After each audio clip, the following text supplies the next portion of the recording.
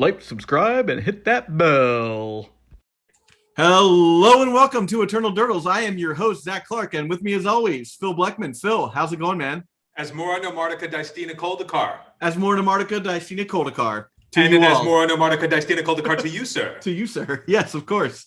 Okay, so wow, we have a lot to go over, and it's Sunday night. We have a limited amount of time. We want this thing out by Monday. I have a lot of editing to do. Phil has a lot of editing to do. To that end, hey, if you can support us over at patreon.com/eternaldurdles, that would go a long way to helping us make sure that we get these things out. We can put aside that time to make this worth it for us. We love doing the cast. We'll always make it free, but if you could chip in, that's always great. Vito here is pretty expensive. Yeah, man, he is the Church of Ties, right? The Church of Ties, yeah. Okay, so let's get this show on the road, and we're gonna start with Serra's Emissary. Right. Let's talk about Serra's Emissary. What do you think? Well, let's say what it does. Let me scroll all the way back down to where I was at here. All right. Serra's Emissary is a 7-mana creature that is three white and 4 colorless. It's a creature angel, 7/7, flying. As Serra's Emissary enters the battlefield, choose a card type. You and creatures you control gain protection from the chosen card type. What do you think? So I actually think that it's going to replace, I forget what the name of the 6 white creature is. Iona, right? No. Iona's, I guess Iona is also a 6 white creature. No, I'm talking about the Archon, the other Archon that stops creatures from attacking. Oh, yes. Blazing Archon. Archon. This seems like it's, if somebody wanted a Blazing Archon, this seems reasonable. But maybe I was thinking about it earlier because I was like, you can just say creatures and then you're pro creatures, right? Yep. So it can't deal damage, but those creatures can still attack, and there's a lot of attack triggers that you might care about. Yeah. So you don't want your opponent attacking with an Emrakul. Right. Exactly. That's an exact type of scenario where it's like, well, them just being able to attack still means that they get what they want. Yeah. So it's possible that that's not even better than Blazing Archon if you specifically want to cut people off from actually hitting you. So I couldn't think of where they would want a protection. Like, okay, so you get protection from what? Instance? Sorceries? I guess it's gonna depend on the match. It's gonna depend on the matchup, but like, yeah, it's not like if you're playing against like Terminus, like you don't have protection from Terminus. No, but you have protection from something like Tendrils of Agony. That stops from being able to go off. I think at what this card is going to do, in my opinion here, is that this card is going to be a one of either in the main or the sideboard that works just like Blazing Archon does. It does like a slightly different thing, and it may replace him in some lists, in other lists it might not. To me, this is a main deck or sideboard card in a deck that is a toolbox sort of deck. Like Reanimator has those.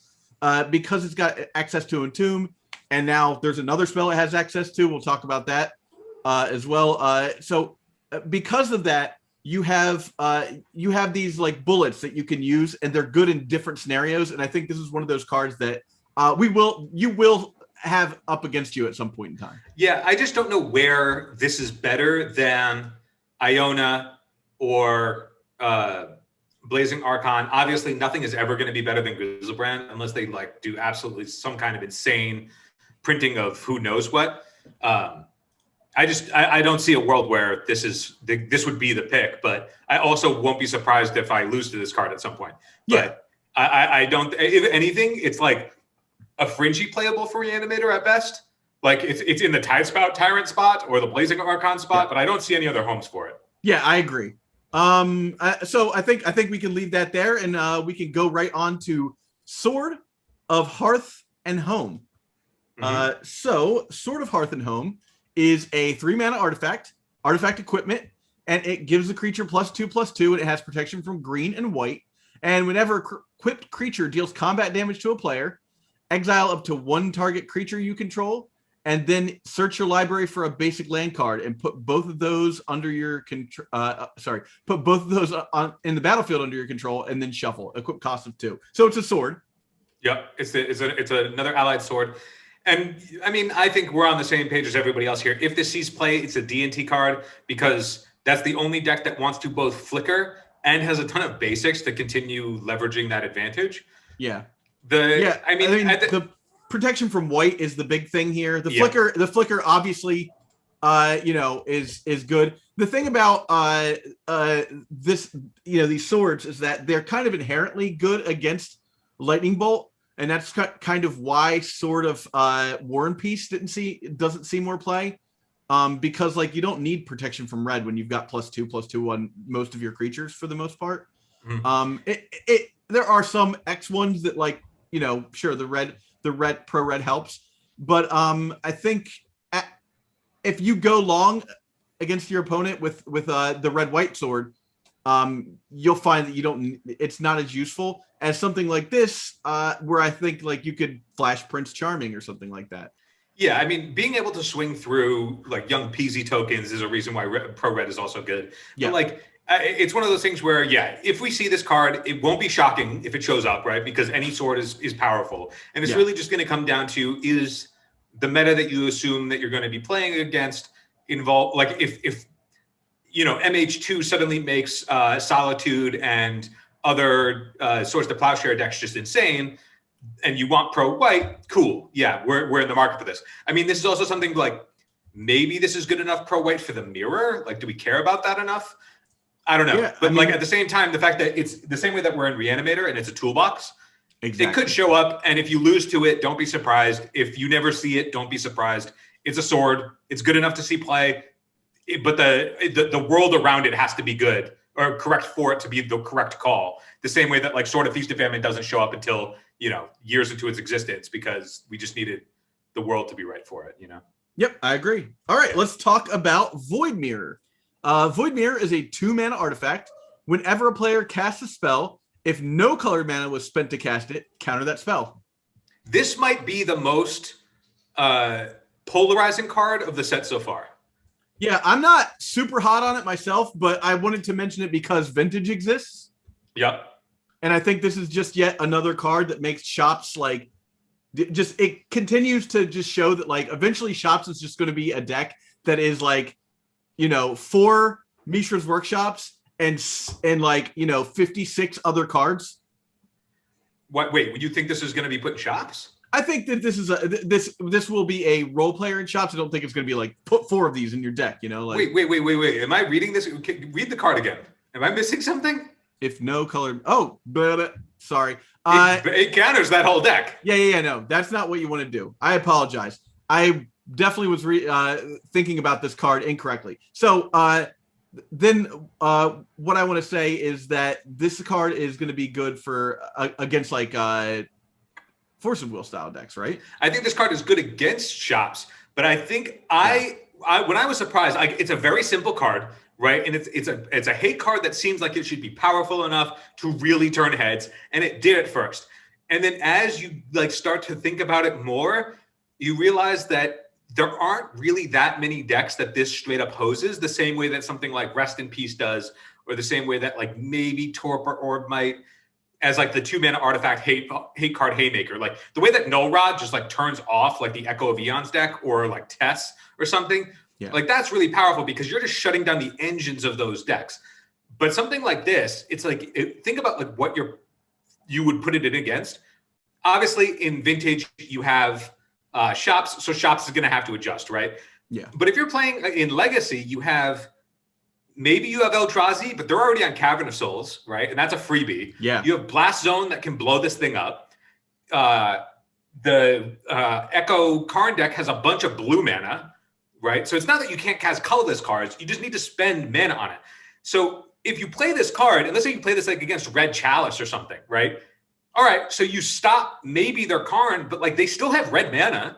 They're still going to be able to cast their stuff. And if you're the Force of Will deck and you put this in your deck, you're turning off your best card against those matchups, right? Like you can't afford to not have the Force of Will against them.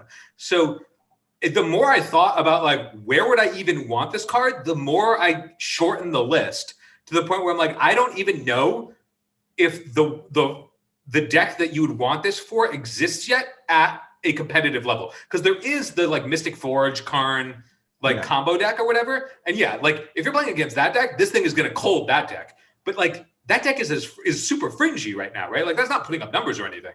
So that's my I'm cold on Void Mirror right now.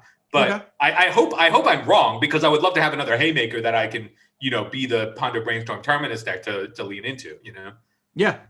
Time will tell. All right. So now we have Garth the One Eye. This isn't legacy playable. It's just super cute.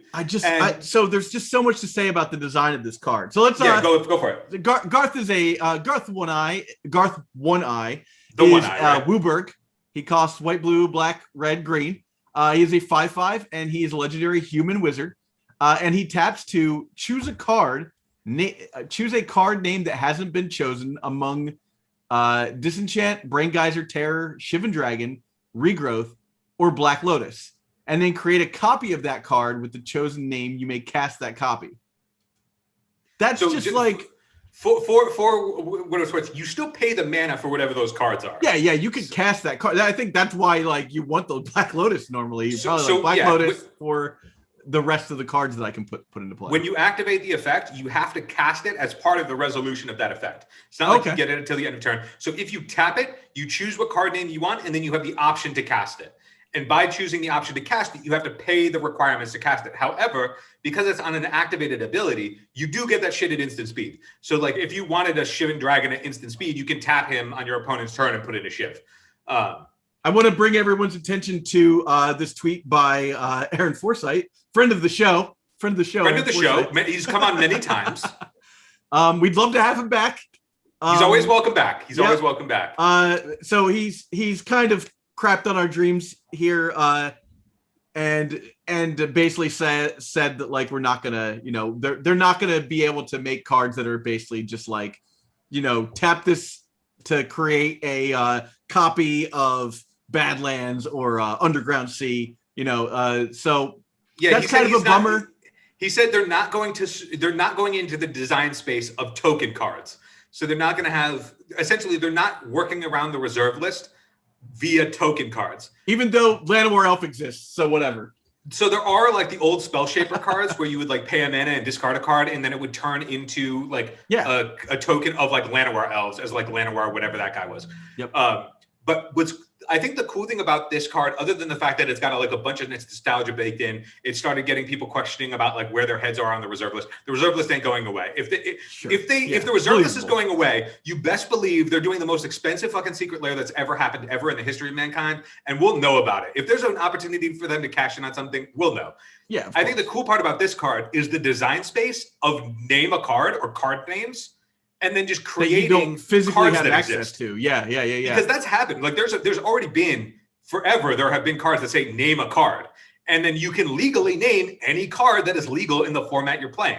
Cabal Therapy is like the prime example of that, right? Yep. So if they're interested in playing in this design space of why don't we just have cards that say name a card, and then we can have literally an entire database of 30,000 cards at our disposal at any time with just the mechanic of name a card. Yeah. So I think that's the cool thing about Garth One Eye that we might see a lot more of in the future for design space is it opens up so much unexplored design space of things they could do like Garth that I'm more excited about than Garth itself. Can I just talk about the fact that it's called Garth? And I want to say it's called Garth, Wayne's World reference. I have another Wayne's World reference coming up later. Stay tuned. Dude, Garth. So Eric Klug, the most well-known altarist in Magic. I'll put it up. He posted a tweet where he just had Dana Carvey as Garth on Garth, and he said, what did he say? Soon? Yeah. He's like, in time. Like we just know, because we know like Garth is going to be an insane EDH commander. Everybody's going to love it. They're going to build their alpha decks on it. It's going to be great. Yep. And you just know somebody is going to shell out and be like, Klug, here's $1,000. Make me the sickest altar you've ever made in your life for the meme. Yep. All right. So we can move on from that, and we can go and talk about Grist, the Hunger Tide. Grist, the Hunger Tide is a one a black and a green legendary planeswalker Grist. It says as long as Grist, the Hunger Tide, isn't on the battlefield, it is a 1/1 insect creature token in addition to other types. So what? We'll continue. +1 is create a black and green insect token and then mill a card. If that was an insect milled that way, put a loyalty counter on Grist and repeat this process. -2 is sacrifice a creature. When you do, destroy target creature or planeswalker. -5 is opponent loses life equal to the number of creature cards in your graveyard. Phil, comments, questions, gripes. This card, like everybody knows that this card is a slam dunk. And it's just because of the static ability. Being a creature anywhere that's not the board is a unique enough effect, but it's unique enough that even if the abilities were marginal, this would still see play. Like if it gave you any type of resource at all, it would see play because that ability is nutty. So obviously, good at the Green Sun Zenith decks, you can Green Sun for it. The fact that it interacts with all of the cards that want to pick up creatures, so you could be like, I'll say Jund. I don't think Jund is good enough because Uro exists. I mean, Jund hasn't obviously been good enough for a long time, but Jund got a lot of new tools. We're going to talk about one later in the cast, but this one in particular too, because you can pick this up with a K command, right? Because it's a creature in the graveyard. So the fact that it interacts with all of these cards, otherwise that never interacted with planeswalkers before, makes it just so much more versatile. And it can't be spell pierced. It can't be force negationed. It gets through a Thalia tax, right? Like all of these things that really matter, that are like really significant contextual play patterns that you're going to run into, and Grist just plays through all of it. So, and the effects are good. It gives you card advantage. It's removal for like otherwise, like if you're Maverick Splash Black deck would have a hard time taking down a creature. Like before you were playing Questing Beast, right? Yeah. Like, I don't know. I mean, I could be wrong. I don't play Maverick all that much, but like I can't imagine anybody's like hyped about souping up their 4-mana 4/4 in a Uro format. Yeah. And the fact that it doesn't get your fast opponents dead faster than they'll kill you. This thing does similar effect of killing the planeswalkers if that's what you need it for, and it does it cheaper because you can Green Sun it for 1 less. It gives you advantage. It's just really flexible, and if it just sits on the board forever and your opponent's making like a bunch of exchanges, it can just kill them. It does everything. So it's not going to blow up the format. It's not going to do anything too nutty, but it is very good, and it will see a ton of play in any deck that can tutor for it via Green Sun Zenith, via Once Upon a Time, et cetera, et cetera. Yep. All right. Well, let's move on to Ave Progenitor Ooze. You've already built your Aeve deck, right? Oh, yeah, of course. All right. Ave Progenitor Ooze is 2 and 3 green. Legendary creature Ooze. It has Storm. And then it says Ave Progenitor Ooze isn't legendary if it's a token. Ave enters the battlefield with a +1/+1 for each other Ooze you control. A +1/+1 counter for each other Ooze you control. Yeah, so first let's clear up the I also made a joke about the storm scale and like, does the storm scale even mean anything? I literally remember texting you guys and being like, my favorite thing about this card is that the storm scale means fucking jack shit. So yeah, that was my take when I first saw this card. But then Morrow actually cleared that up. He said the storm scale is only in context of standard sets. Standard, yeah. They say that makes sense. That's fine. They say for supplemental sets, they're happy to do these like the world is their oyster. They can do whatever they want, and I think that that's great because seeing cards like this make me excited when I see powerful mechanics like Storm or Delve or Dredge. Is this the only creature with Storm? Is it? It might be. Comment below. No, yeah. Wait a minute. Is it? Yeah. I think it is. I don't know. I don't want to say anything after I got the Urza subtype wrong. So far off on that one. I gotta hold my tongue sometimes. We had to answer so many fan letters. Oh. So many fan letters came in and they were like, Phil, don't you know all of the Urza subtext? Oh my God. But back to Aeve, I think that this card, triple green is a lot. Yeah. But they gave a lot of green. Yeah, green got a lot of storm storm utility this way around. I don't know what it is other than like green is like the nature color and storm is a nature thing for like flavor. Sure, we'll go with that. But like whatever that is. I mean, the thing about this though is this is more powerful than I I think it's more powerful than Empty the Warrens and the other. Like, it's definitely more powerful than the instant speed green storm card that is 7 mana that makes beasts, makes 4/4 beasts, right? Because this is 5 mana. If you have any reasonable storm count, they're just going to be bigger than 4/4s. And this one is legendary, so it gives you a bunch of shenanigans that you can do because it's on a creature. Yeah. But I think between like this card, Chatterstorm, which we'll talk about later on, Veil of Summer just already being in green, you already are happy to play Abrupt Decay as your hate pieces. Like people were trying out Wither Bloom command. So there's already so many draws for Storm to go into green that I'm almost wondering at what point do they just drop red, or red just become just the most minor of minor splashes for pass and flips? Because I feel like regular A&T Storm already is that. Yeah. You know? And I agree. I agree. I don't know if like like how big of a difference now, because I know they're also playing like Witchclaw Talisman. I don't know how much of Empty the Warrens being 4 mana matters versus this being 5 if you're cracking your LED to make your triple green.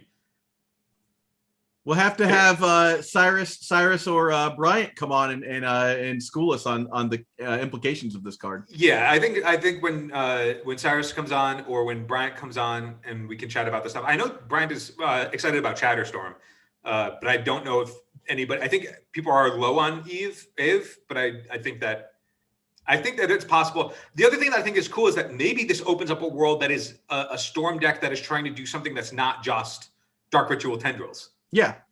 I think cool. I think that this just leads to so many different possibilities with Storm period. We were talking with Nate. Nate's been working on his Funski Kobold deck, and he texts us. He's like, "All right, Memnite, shield or whatever, 0 mana shield, Gaia's Cradle, cast Aeve, Storm 6, make a board, you're dead." Yeah. And it's what are you supposed to do? Counter a Memnite? Yeah, like that's crazy. No one's going to counter a Memnite. That's insane. It's not even going to do anything. Yeah. Yeah. It's also not going to help, It's like, all right, well, I have to cut them off the 5th Kobold because otherwise they'll have 5 mana off their turn 1 Gaia's Cradle. It's like, I think you're just going to lose this game if this is your plan. Yeah. But like the fact that you can do something, like you can go into something like that wants to like play Gaia's Cradle and a bunch of like fast creatures like that, and then also have like, I don't know, like Caracas in your deck and just keep bouncing this to like recur it over and over again. Like that's just sweet, and I think that's cool. All right. So let's talk about Kitchen Imp. Kitchen Imp is a 4 mana, 3 and 1 black flying creature with haste. It's an imp. It's a 2/2, and it has madness, 1 black mana. Talk amongst yourselves. They gave Madness a bunch of support. Of help in this set. Tons of support, yeah. Which I think is awesome. I think it's a cool mechanic that's unexplored, and it's one of those mechanics where if you can get it to if you can get the combo to work of like a bunch of Madness creatures plus payoff, that it's a fun thing to do. It's a unique thing that other decks aren't really playing into, or like there's no other competitive deck in the format that does anything similar, and it is not ever going to be so overwhelmingly powerful that because your creatures, it's like, all right, well, I got a free creature, but it's a 1/1, or in this case, it's a 2/2, right? So it's you're putting these cards in your deck that are not good, but they should be greater than the sum of their parts, and I think that's cool. That's a cool space for fast combo to go into, or fast aggressive combo. Yeah. All right. So let's talk up your friend and mine. I like that you're just naming the card and letting me say what I think, and then you're like, I have nothing. I'm gonna just keep going. No, I mean, I think that you summed up Kitchen Imp pretty much what we were looking for there. I think that the one thing about Kitchen Imp is like when we talk about it for like Basking Root Law, even at 1 black, like 1 black is very good. But now that like we'll talk about it later too, when we have 8 Root Wallas in the format now, that all madness for 0. I don't think Kitchen Imp is going to see any play unless you are looking for Root Wallas 8 through 12 or 9 through 12. Yeah, I mean, it's a deck that's completely unexplored at this point. So we could see it. We could see it in the future. Let's talk about Subtlety. So it turns out I was wrong, and it wasn't called Denial. Subtlety is a 2 mana and it's 4 mana. It's 2 and 2 blue. It's a creature elemental incarnation, and it has flash, flying, and when Subtlety enters the battlefield, choose up to one target creature spell or planeswalker spell. Its owner puts it on the top or the bottom of its library. Its evoke is exile, discard a blue card. Exile a blue card. It's a 3/3. I think it's the weakest of the cycle.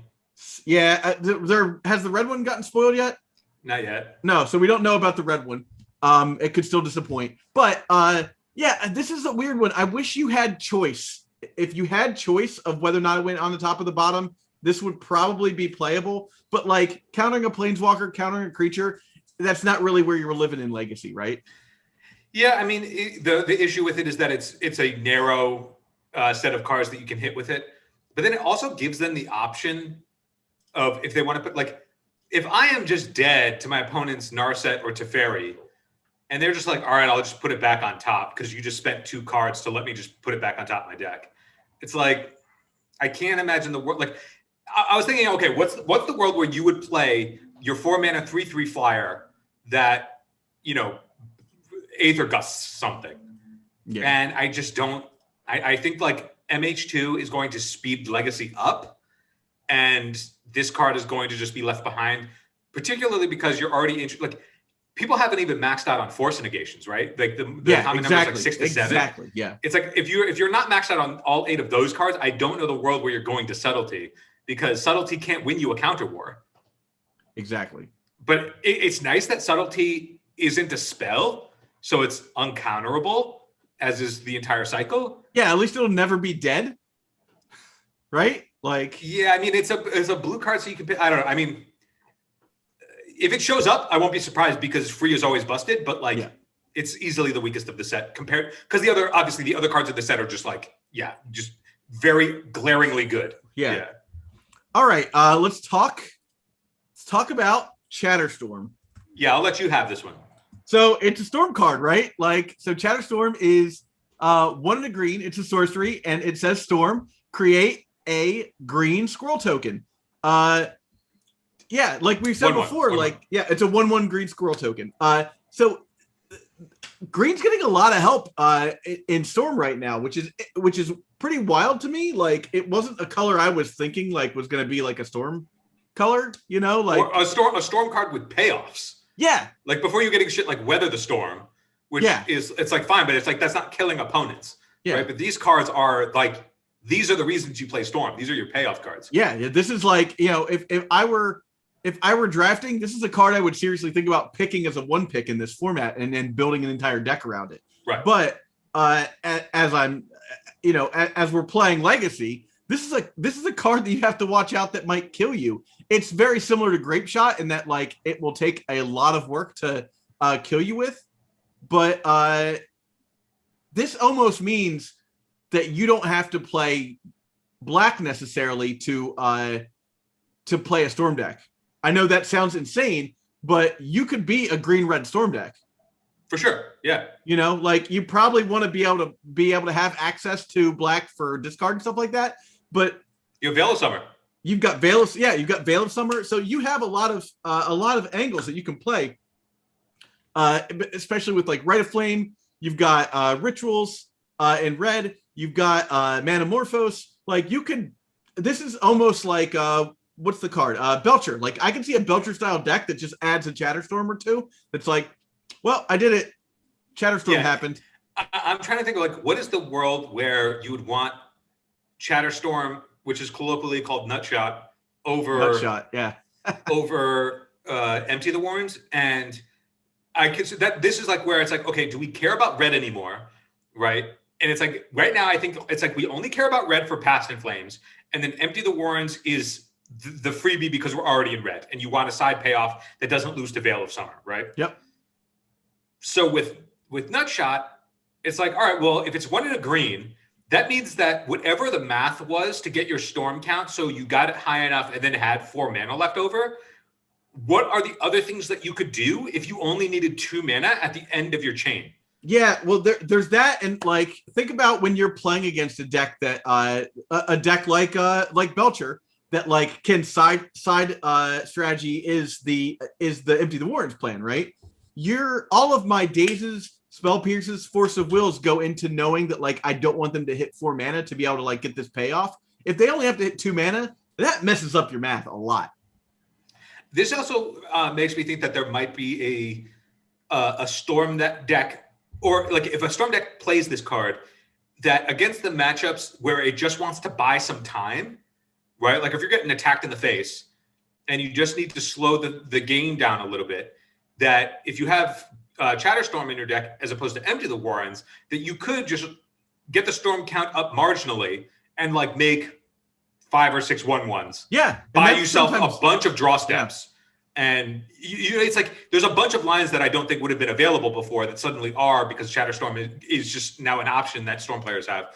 And it'll be interesting to see where they move. Like, yeah, and not to mention, like, it's sometimes like 5 1/1s is just good enough, like over the course of 4 turns against some decks, you know, like it's not exactly where you always want to be, but like that's a thing that can end the game for your opponent. It's also one of those things where it is strong enough against, like, if your opponent has like a walker of some kind that you need to remove, like if a Narset is just really a pain in the ass, you're like, all right, I'm going to make a bunch of squirrels here, and I'm just going to attack it. I'm going to, you know, because if you're playing the Planeswalkers, you're probably not too steep in creatures.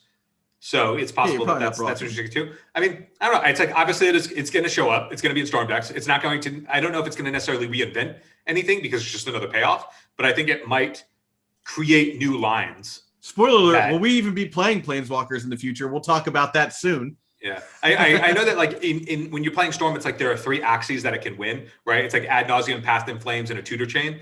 And I wonder if now that you have a cheaper Empty the Warrens, if there's the potential for a 4th, which is just like multiple Chatterstorms. Yeah. The same way that you would do like multiple Grave Shots, you can do multiple Chatterstorms to get like, yeah. And even if if you have the Passion Flames thing, you can do Chatterstorm for like 6, flash it back and do it for like another 7, and then like, you know, win over the course of 2 turns. There was the other thing of so High Tide, there have been green versions of High Tide that played the instant speed green Storm spell, because you lose to Veil of Summer because Brain Freeze can't beat that card, and then you have to fight it on the stack. I see. But I mean, it was playing it for like Growth Spiral and stuff, right? To like, you know, churn through your stuff. And now they just have their own Empty the Warrens. So it's possible that like this is like a huge boon for that deck that nobody's thinking about because it hasn't been good for a very long time. But it's also because it had the most anemic payoffs. Before, you had to get to Storm whatever was enough for Brain Freeze, or you had to get to enough mana to cast the green, I'm forgetting the name of it, the green instant that makes 4/4s at 7 mana. And now you just have Chatterstorm, which is way better. Yeah, this is significantly better and much easier to actually cast. Okay, so let's talk about Arcbound Shikari. Arcbound Shikari is a 3-mana creature. It is a red and a white artifact creature, cat soldier, first strike. It's a 0/0 with modular 2. When Arcbound Shikari enters the battlefield, put a +1/+1 counter on each other artifact creature you control. I know you're not hot on this card, and I only mention this card because you don't really see like affinity decks in this format at all. But I think this is a card that makes it maybe possible to play that style of deck again. And you have access to Stoneforge Mystic. You do now you did in Modern currently, but back in the day you didn't.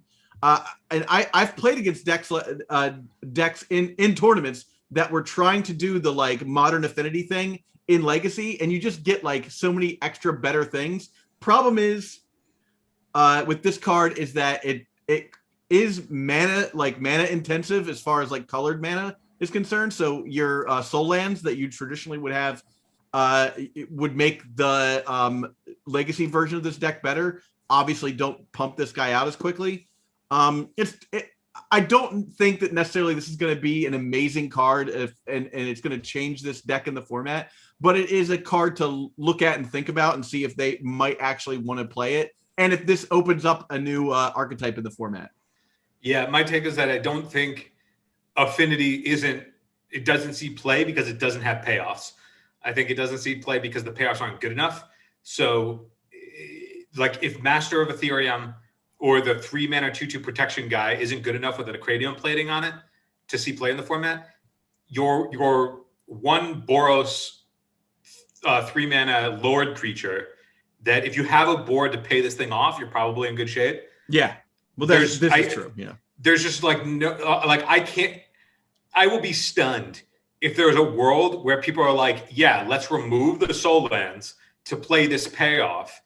So like, because that just weakens you so much, and your deck kind of needs to be in Inkmoth and Blinkmoth Nexus. Yeah, because you need those threats because you're so anemic. Let me just say, you don't need to remove the soul lands, because you do have access to your Mox Diamonds and your Mox Opals.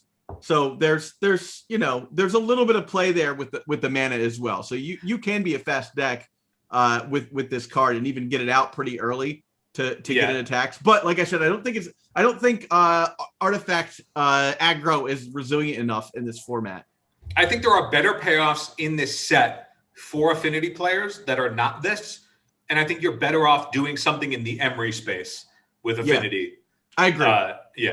I think at the end of the day, I'm going to agree with you, but I did want to mention this card. So let's talk about Karth, not to be mistaken for Garth. Karth the Lion. Karth the Lion is a black and a green legendary creature, human warrior. When Karth the Lion enters the battlefield or a planeswalker you control dies, look at the top 7 cards of your library. You may reveal a planeswalker from among them and put it into your hand. Put the rest on the bottom of your library in a random order. Planeswalker loyalty abilities you activate cost an additional +1. So they gain another +1, and he's a 3/5. Yeah, no. Yeah, I don't think so either. I just wanted to mention this guy because he is a legendary character from Magic's history. Yeah.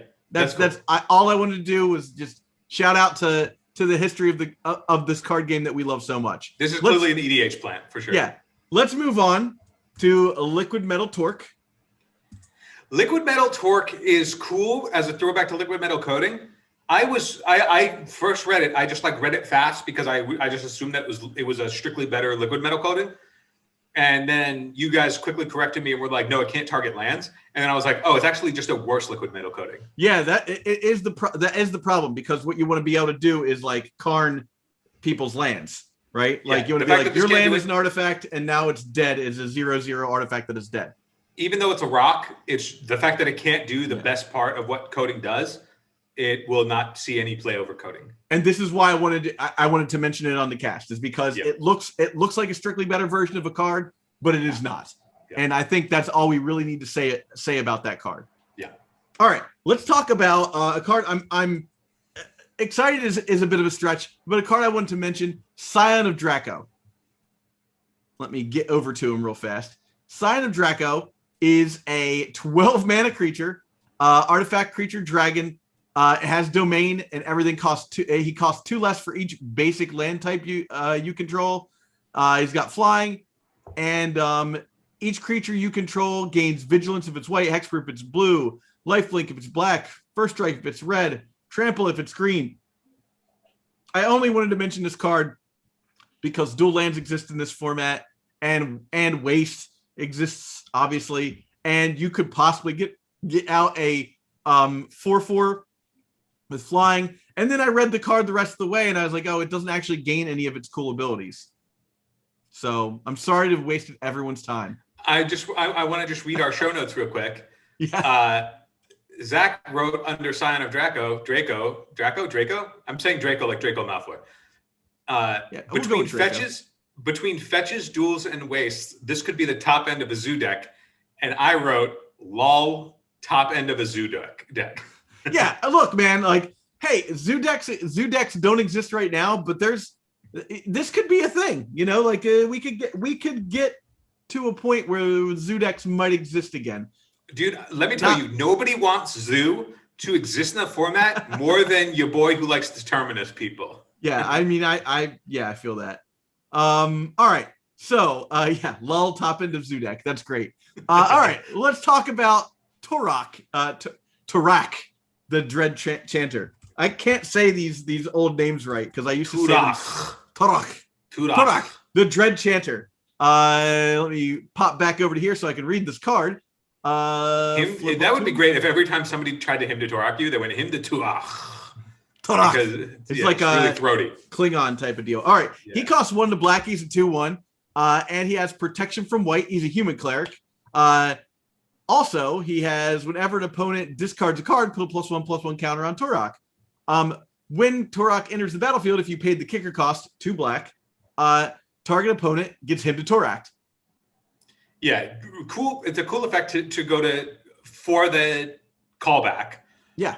And I mean, I don't think mono black Pox is a playable deck, but I know that there are a lot of people who love that deck. It's just something that it's the style of play that they enjoy playing. And this I actually think could slot in well. Yeah. Because I agree. The fact that it is a top end beater, but it does everything that you want to do with your deck. And the idea that when it ETB, it's an ETB trigger. So when you him them, it just becomes a 4/3 with pro white. And a 4/3 with pro white is very good against a lot of decks. Kind of hard to remove, right? Like you can block that with your Delver. It's like not good against both decks, but like if it's stuck, that means they discarded 2 cards.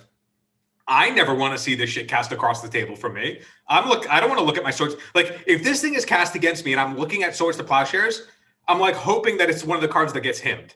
So because it's like it's him to Torak, it's random. And him to Torak is good. The issue that I have with this card though is Veil of Summer exists.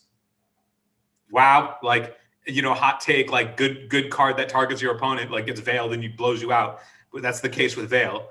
And this card is gonna fall into that trap a lot. But it doesn't get this won't get countered, just the ability will get countered.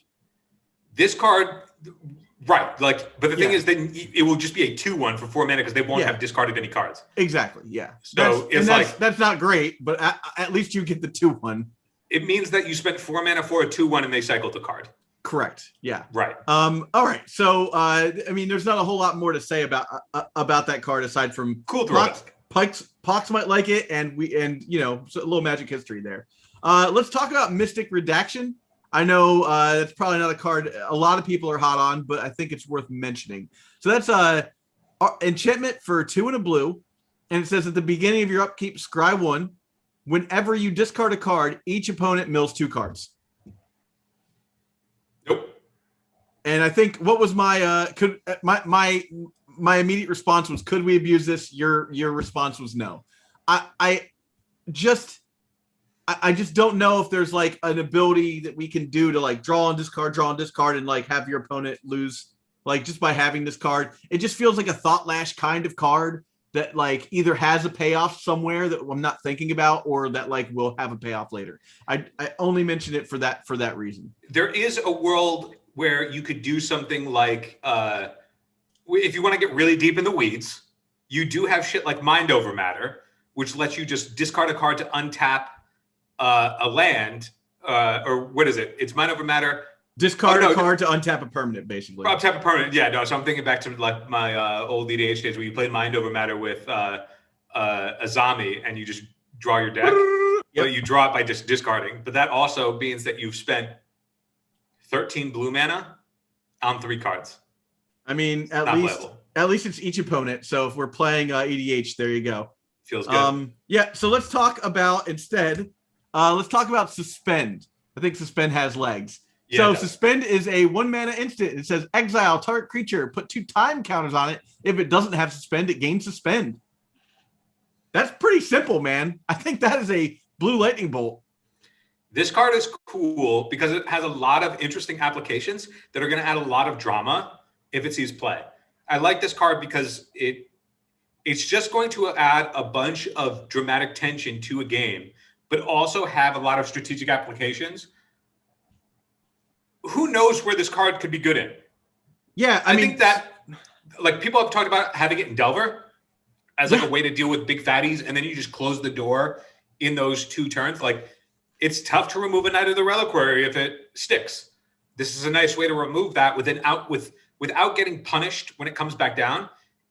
Now when it comes off Suspend, something will get haste, so be conscious of that. Yeah, but I think that this is one of those cool cards that it feels like it's a good card against Merit Lage that could then also have some other applications that you're interested in, as opposed to just being like the random bounce spell that you hope is good enough. And if you're not interested in playing Brazen Borrower, if you want to stay lower to the ground, I think Suspend could do some work for you. Also, Suspend has like some applications with other egregious cards that shouldn't see print at all, like Teferi 3. So Teferi 3 just says Suspend is not allowed anymore. Yeah, exactly. That I think so, that, like, that card will just stay in limbo. And I think that's cool. It reminds me, though, they're doing a lot of this. Take a mechanic, make it a card name, and then name a card or design a card. And they haven't made Miracle, and that makes me sad. And they haven't made Storm. That's true. They haven't made just a card that says Storm. It's called Storm. Right? What would that card even do? Who knows? Storm. It's just Lightning Storm. Storm is a card that references your storm count. It's just Cyclone. They reprint Cyclone from Arabian Nights. Let's be real. If they created a card called Storm, it would just be something that has nothing to do with it, like Kuranos. Yeah. Kuranos, God of Storms. Actually, it's a grindy card. Yep. All right. Well, let's. It's always a good time to bring up Out of Time, right? Back to the Future references. This card has so much text on it, and it will not see even this. Like, it won't see play even in the. Like, we could skip reading this card, and it would not do anybody any harm because they'll never see it. Well, let's read it anyhow, since we've already mentioned it. It's 1 and 2 white. It's an enchantment. When Out of Time enters the battlefield, untap all creatures, then phase them out until Out of Time leaves the battlefield. Put a time counter on Out of Time for each creature phased out this way, and it has Vanishing. So it basically will remove a board and keep it removed for the number of creatures that it removed in turns. Now, phasing is the interesting part of this card because phasing treats things as though they don't exist. It doesn't remove them. So when they phase back in, ETB triggers don't happen. Yeah. It's not like creatures that they don't regain summoning sickness or anything like that. Like they just come back as they were. Yep. So the problem with this, though, is that it doesn't do anything. It doesn't do anything. Yeah, I mean, this is here's what I have to say about this card is that in a control deck, you're trying to go long, right? And let's say you remove 5 creatures from the battlefield. In 5 turns, you have problems again. And you're probably going to be still playing in 5 turns if you're playing the kind of deck that wants to play Out of Time. Yeah, that's what I've got going for it. This card made me realize that I didn't realize I want this card, but it made me interested if they ever could make a card like this, where it's an enchantment like this that says as long as it's on the battlefield, creatures are phased out. And then it has like when every turn you put a counter on it, and then at a certain threshold you crack it, and then all of those creatures that would have been on board phase in, because then you can do fun, wacky combos like Solemnity, where they can't have counters, so it just means that no creatures can ever be played again. And if you have like cards like that can be part of a lock that can end a game because then your opponent doesn't have ways to win, that's interesting. Out of Time, however, does everything worse than something else you could be doing, and I think the amount of time that this card will see play is, I think it's out of it. Yeah, I agree. We're going to skip Discerning Taste because, I reread that card and was like, what? I'm an idiot. Yeah, my take on Discerning Taste, everybody can look it up if they're interested. I said, seriously, 3 mana? What do you think this is? Yeah, I think it's standard, obviously. Okay, so Underworld Cookbook. The Underworld Cookbook. Not a legendary artifact, by the way. It's a 1 mana artifact. Discard a card to create a food token. Tap it to do that. Tap 4 and tap it for a sacrifice the Underworld Cookbook to return target creature from your graveyard to your hand. It's a 4 mana tap Disentomb, right? Yeah. So I already played Underworld Cookbook. Let's just read as Asmora Damartica Dystina Koldakar because they're connected. Correct. Yes, we should read Asmora Damartica. Asmora Damartica Dystina Koldakar. You almost got there. Try it again. Asmora Damartica Dystina Koldakar. Yes. Dude, it's like too easy. It was too easy for you. Yeah. All right, so here we go. This is a legendary creature, human wizard.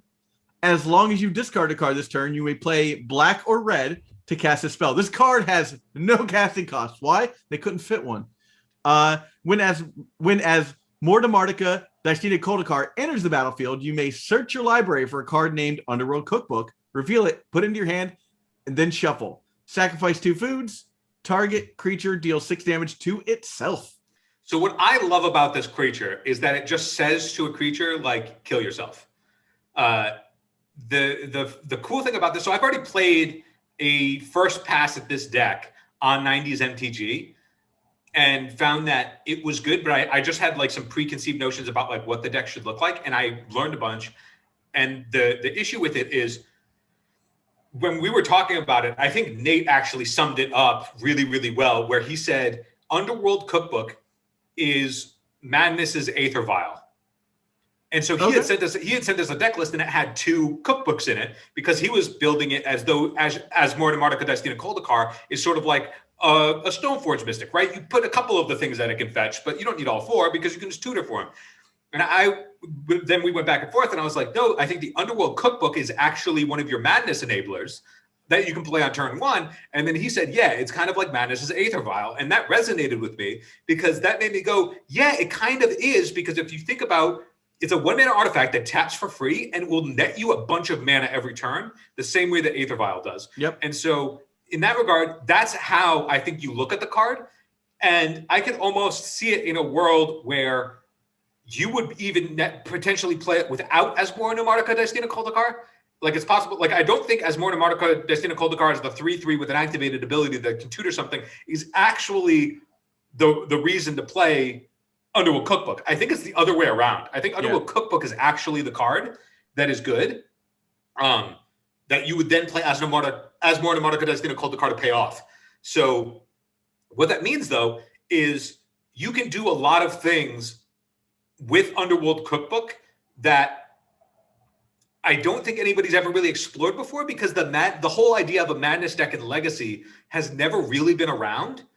But like, if you were to think of it as, we're obviously just going into the space of like, yeah, you have your Root Wallas and maybe your Venge Vines, and you're playing like your Ox of Agonis or whatever. Maybe you're playing like the 3/3 vampire that you have attack every turn, and Anji's Rampage or whatever that card is, where you draw 3 cards every turn, but you have to attack. You discard your hand. You know, Anji's Ravager. Ravager. That's it. You can play all of these cards that are like, yeah, you want to be aggressive and you want to do all this stuff with Madness and you're doing all this cool stuff. And I'm like, you could now play a really interesting, like pseudo tempo control deck with Underworld Cookbook, because now you have an enabler that can both give you reasonable flash creatures, but then also turn on shit like Circular Logic. Yeah, and make you food, and that food is relevant to stabilize against other aggressive boards. So I think that there's just like a lot of unexplored territory in deck building for Madness because the tools just were never there. And I feel like we're getting that in this set in a lot of ways. So I was building a deck that was like, yeah, I want to be aggressive. I'm going to play black-green food, and I'm going to be aggro, and I'm going to try and do cool combo shenanigans and get tricky with it. And then I was like, or I could play like good blue cards, good black cards, and just have this engine that can gain me life and play flash threats and throw my opponent off, and then just incidentally in the late game have this disentomb to get back whatever my value creature was that I need in the moment, you know? Yeah. I mean, and you could even throw in Psychotog and Atog and sack all your food tokens to Atog and slam somebody. Dude, and now it's working for you too. I think that like there's just a world to me where I'm like, I think that the food payoff is really good, right? Like Asmora being just sack 2 foods, kill the thing. And 6 is relevant. Like the 6 damage is, it doesn't hit. It's a lot. It doesn't hit Grizzlebrand, but like, you know. It doesn't hit Grizzlebrand, but if Grizzlebrand hit the table anyway, you're already dead, right? But it's relevant against everything. It hits everything else. It hits your Gurmags. It hits your Uros. Like it is the correct number for the format. And I think that like Asmorna Martica Destina Koldakar is good in that it incidentally has those things. But if you play it, discard a card, pay a black mana, get it into play, and tutor up another cookbook. That the equivalent of that is to me, imagine if D&T had a creature that was a 1 and a white that said tutor an Aether Vial. Yeah, I mean, like you're always playing that card, right? Beyond like, playable, yeah. Like your turn 1 card that says tutor an Aether Vial, like you would play that. So I think that that's akin to sort of what this card or what this combo would look like or could look like. And I think there's a lot of potential here. I'm really high on Cookbook and Asmorna Martica Destina Koldakar. All right, as more to Martica Dystina Koldakar. You heard it here. Maybe not first, but you heard it here. We'll move on to a card that's a little bit easier to pronounce. Bone Shards. That is a 1 black mana sorcery.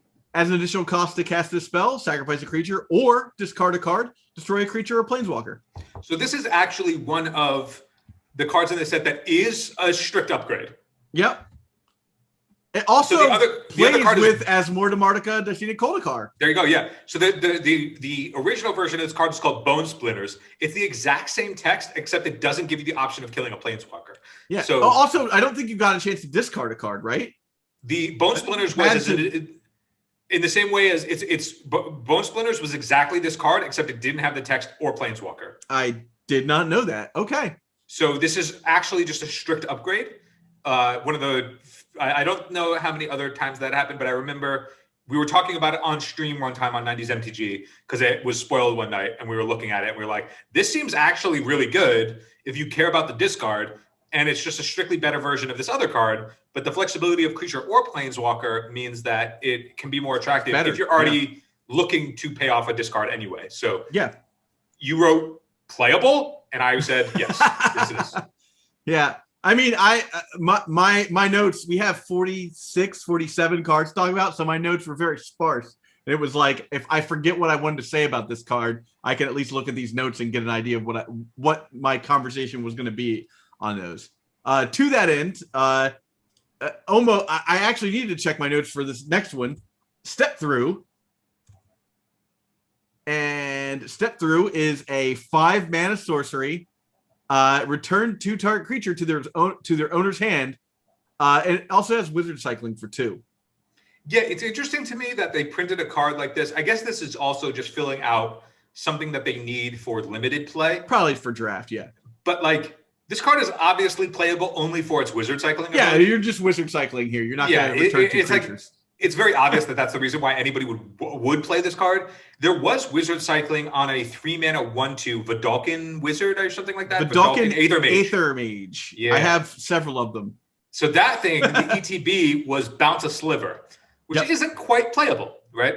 And it was also wizard cycling for 3 mana. This is wizard cycling for 2 mana. And that is good if you care about, hey, finding a wizard. So hey, Snapcaster Mage is a wizard.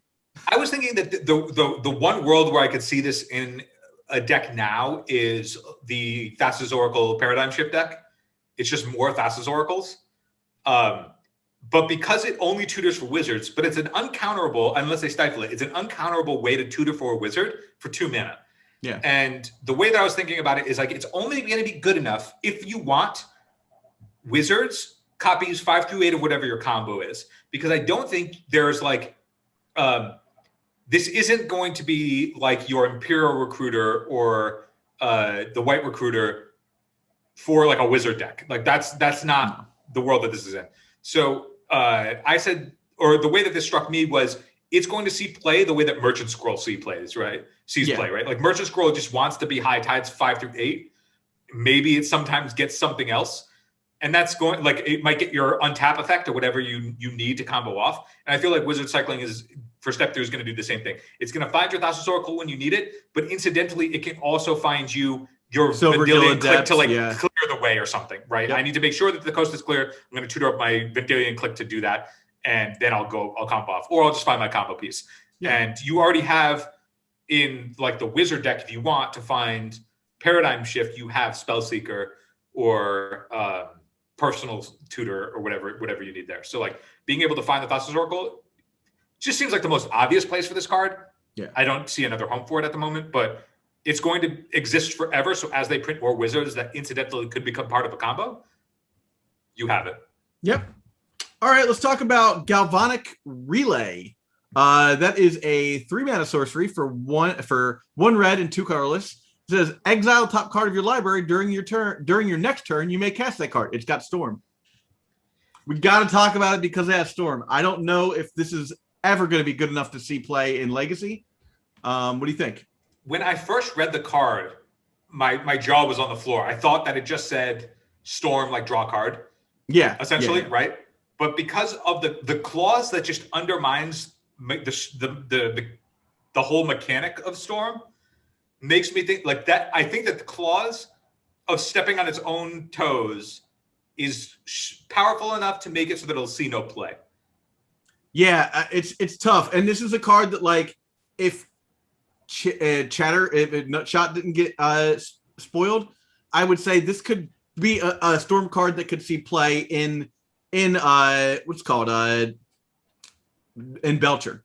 Like, they'll go off the next turn, because that often happens with that deck where they're like, I got it into play. Well, let's see what happens in the next couple of turns. Maybe I can get to activate it.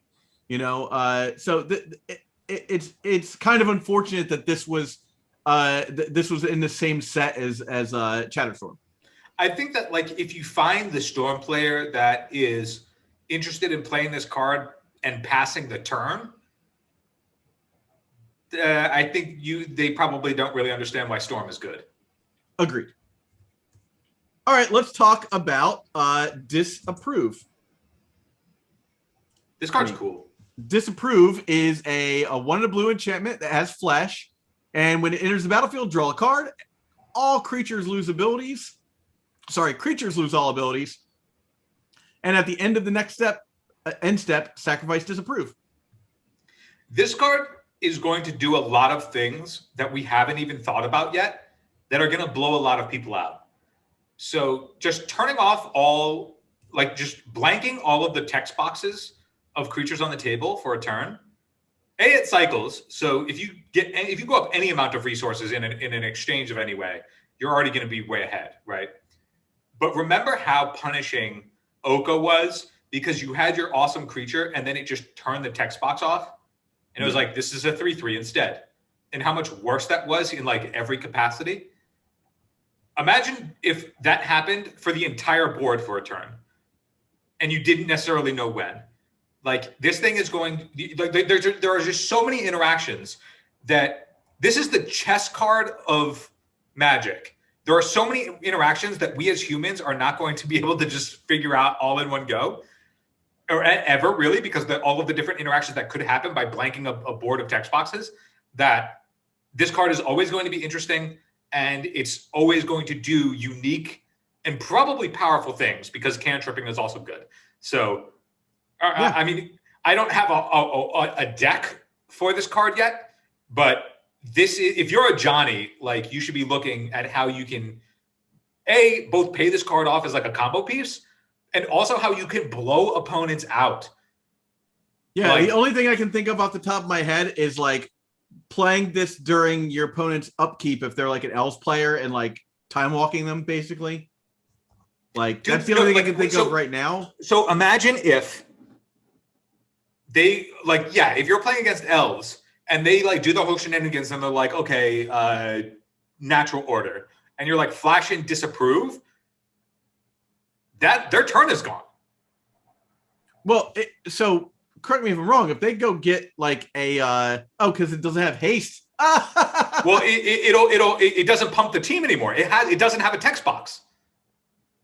The creatures lose all of their abilities, right? Okay. So if it's on the board, ETBs don't happen.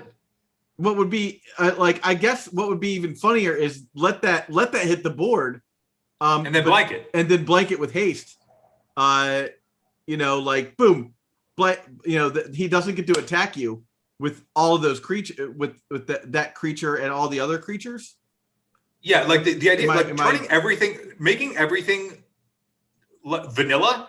Yeah, it's just insane. Like, there are so many applications where it's good, and again, I'm reiterating, it's just like we don't even know. We could sit here for an entire cast and just be like, oh, this could happen, that's kind of cool. Oh, this could happen, that's kind of cool. And like with a bunch of different decks all doing different things. Like, let me just reread this card one more too. Does it do something else that I think it does? It says all creatures on the table lose their effects, right? On the battlefield. On the battlefield. No, so creatures, it just says creatures lose all abilities. Creatures lose all abilities. So that's making me think, does it like shut off GAC? Probably. I think it does, right? Yeah, I think so. Why wouldn't it? I'm gonna call a judge on that one. But if that's something else where it's just like, You said it's like Humility's younger cousin. If this card sees play, it's going to be another addition to Opalescence and Humility in terms of judge calls. Yeah. Oh yeah, definitely. Which is fantastic. One of the other, I mean, it's great. We're keeping those judges, keeping them on their toes and keeping them paid. Judges must get the most excited for cards like this. Right? Oh yeah. Like anything that could go to like layer 9. Yeah. Oh God. The other great thing about this is that it draws a card when you play it. So even if it's a total blank, at least you didn't waste a slot. Yeah, it's just a cycle. It's a cycle for 2 mana. Yeah. All right, let's talk about Gaia's Will. Gaia's Will is a 0 mana sorcery with 1 green for suspend 4, and it says until the end of your turn, you may play lands and cast spells from your graveyard. If a card would be put into your graveyard from anywhere this turn, exile that card instead. This is Yawgmoth's Will with suspend 4. It's Yawg Will's text. Yes, indeed. Yeah. So let's talk about that. I mean, you and I both have like the same idea of like how many cards that they just color pie shift from black into green. Yeah, is green just black now? Like we've got storm cards. We've got there's another card that's gonna be we're gonna talk about relatively soon. Yeah. Gaia's Will. We're gonna talk about Yavimaya, which is black, which is the green Urborg. Yeah. So it's like so many tools that were blacks are just now greens. Are we gonna get like a what's it called? Like a Cabal Coffers for green? Like green doesn't have enough ramp, right? Yeah, it just seems like there's a lot there's a lot here to be talked about. But this card, for what I can see, is it's a card that like will be a value card in like a bug cascade deck. I don't know. Do you ever want to suspend this card? I actually think this card's going to see no play. Okay, fair enough. I'm fine to move on from this card. I just think it's certainly worth noting that like what's up with this color shift. So the example that I'm thinking of is in MH1 they did Crash of Rhinos. That was the same suspend for green. They would give you 8 trampling power across bodies. It saw no play. And I get that this is a Yawg Will, so you theoretically would be able to like go nuts. But if you put this on suspend, what deck wants to combo on turn 5? Right? You're trying to get you dead before then. And then even if you do combo, that means that you have a bunch of resources that you're trying to amass resources out of your graveyard and then go off again. If you're trying to combo, if you're trying to play this card fair, I think there's just more powerful, reliable fair things to do. Like Uro exists, right? And it sucks that cards are good enough to just exist to be and outclass a bunch of things, but that's the world we live in. Yeah. So Gaia's Will, if you're doing it, I think you have to do it where you're cheating the cost, right? Yeah. You're playing the thing that lets the enchantment that lets you balance for free. So you can play that enchant the three mana blue enchantment. My thought was like, I guess you can't play it like in sort of a like living death style deck to like make that sort of thing happen, because you're probably playing a ton of cards that have mana costs that are like, it's going to hit, Yeah, so, you're also like if you're playing that in this like in the cycling deck, like that cycling deck is just playing a bunch of uncastables. Yeah. So even I'm not even talking about in the cycling deck. I'm just saying in that style where you're trying to like cast like Violent Outburst to like make this happen, but like what are you even getting? I was thinking that the world where it is possible is if you were to play a deck that was looking to put a bunch of shit in the graveyard and play something like Finale of Promise, which is 1 red, and it lets you exile an instant and a sorcery, and then you can cast those cards. And the instant sorceries you can choose are X, so it's red XX. I'm sorry, it's not 1 red. I just never cast it for more than 3 mana. It's X red, and you can choose an instant sorcery with converted mana cost X or less, and you can cast those spells for free. So if you choose an instant and a sorcery, this can be your sorcery. You can cast it without paying its mana cost, and then that is functionally a Yawg Will. But that's a 2-card Yawg Will, assuming that this is in your graveyard. So if that's the case, like if you're interested in playing a red Yawg Will, in a way, it's a 2-mana Yawg Will if you have Gaia's Will in your graveyard. Yeah. So you could do something like that, but I just don't know what deck is going through all those hoops and it's still having enough payoffs. It's a lot of hoops. It's too many hoops. I think the reason that Gaia's Will is going to see no play is because there's just too many hoops, and there isn't just an easy way to do it. Yeah. So we'll chalk this one up to someone's going to play it in EDH and have a whole lot of fun. Lot of fun. Let's talk about a card that is near and dear to my heart, Flying Demon. You can have it. That can't be the name of this card, but I just love the fact that there's a card. So this card is unplayable in Legacy. It's 2 mana and 2 blue, 4 mana total. It is a artifact creature. It has X and 3 is its power. Its power is equal to the number of artifacts you control. Not playable right now because it's in another language. The only thing we have for a name is Flying Demon. We think probably the name will be something like Esper, like Homunculus, like Artifact Homunculus or something. But right now it's Flying Demon, and it's just like alpha level like naming convention right there. I love it. Yeah, we need more simple naming conventions like that, like Green Troll. Yeah, perfect. I love it. That's all we really have to say about that card. Let's talk about Sciloon.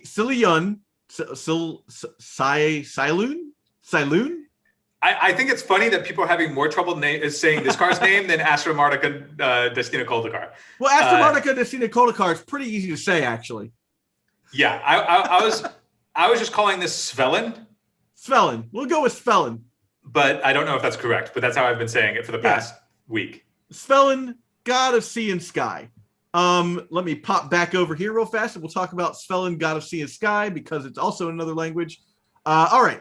This is a 3 mana, 1 and 2 blue, legendary creature, Merfolk God. When you control 2 other Merfolks, Svelin, God of Sea and Sky, has indestructible. So Svelin, God of Sea and Sky, attacks, draw a card. Other Merfolk you control have Ward 1. I kind of like this card. You're the Merfolk guy. Yeah, I just don't know. It's tough, man. Like, I just don't know if it's good enough based on, like,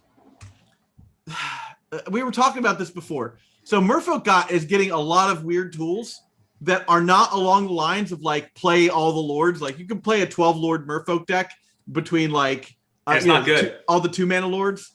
And you have a very aggressive beat the snot out of Blue Deck's deck, which is a niche in this format that does work.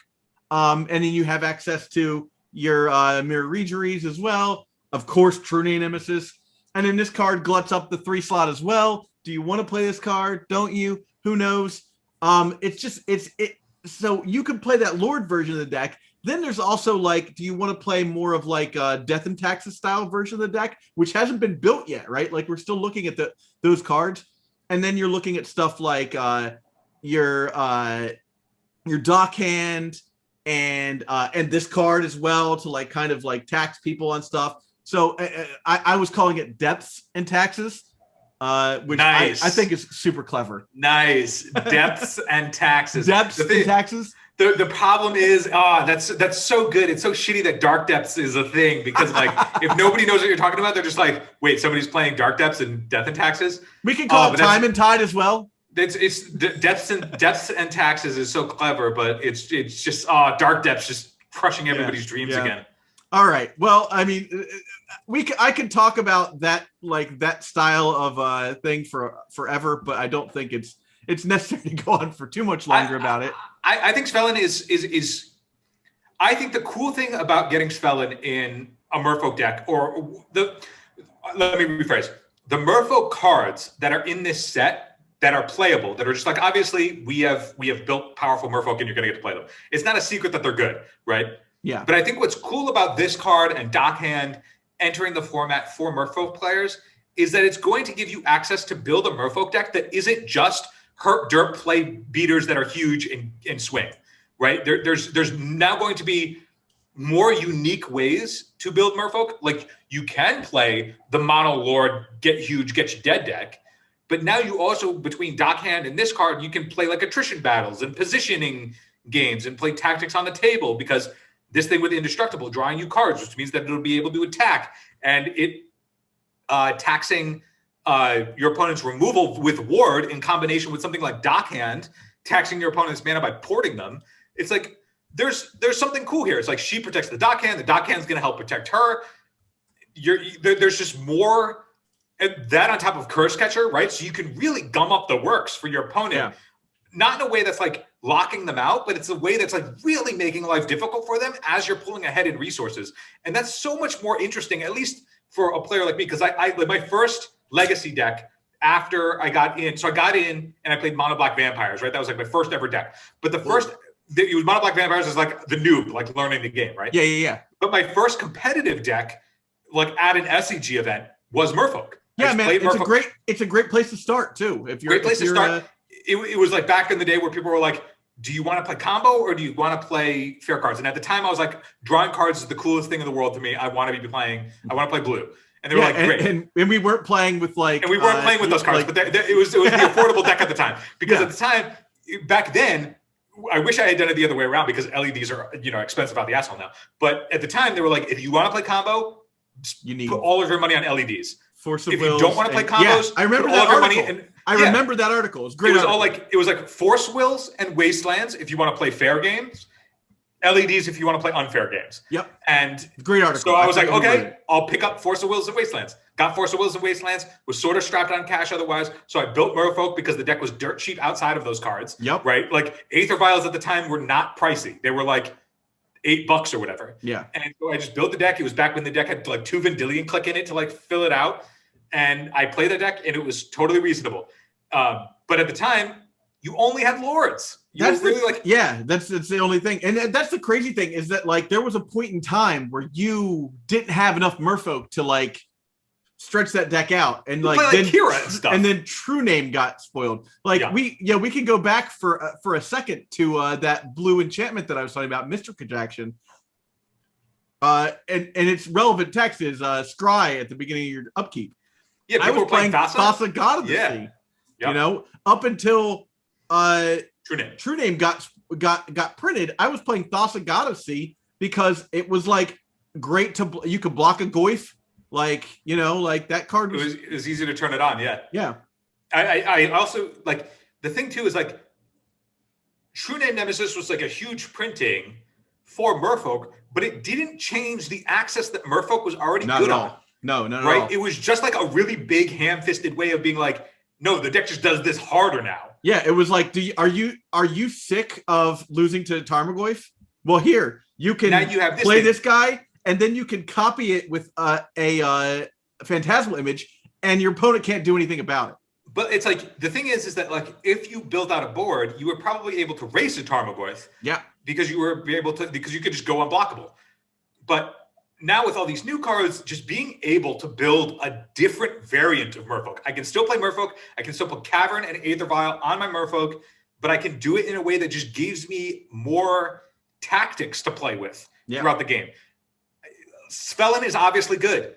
Dockhand is obviously good. The coolest parts about those cards, though, are that they give a whole breath of life into an archetype that has been around for decades. Yeah, it's like like the OG Goblin decks were Lord decks. There's no Lords in Goblin decks anymore, right? Yeah, because now they have like other they have all of it, and then they branch into a different color because they got a whole bunch of tools to like play a bunch of different tactical games and like I'm gonna play this sort of aristocratian style stuff. Like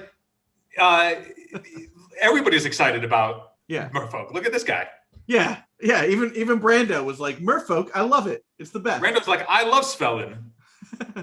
All right, let's talk about Dragon's Rage Channeler. There we go. Dragon's Rage Channeler is a 1-mana human shaman. It's a 1/1. Whenever you cast a non-creature spell, Surveil 1, sorry. Ooh. And its Delirium is +2/+2. And has flying and must attack each turn of Fable. So this card is getting a lot of hype. It's just like another card for Blue-Red Delver because it's a 1-drop that becomes a 3/3 flyer and it works with everything in your deck. Everything about this card is good. It has to attack every turn clause, whatever. Like that's not really a drawback. You're trying to attack anyway. Yeah. Like, will that come up and be negative for you sometimes? It will. Yeah, occasionally. But at the same time, it's like, this card was spoiled, and it was just like, all right, like you put a bunch of text on a 1-drop. It's obviously good. Yeah. It's going to go in obviously the best deck right now with like a 30% meta share. I don't find this card exciting in the slightest. And it's not because it's not interesting. It's just because it's going to go into exactly one deck, and we're not going to care.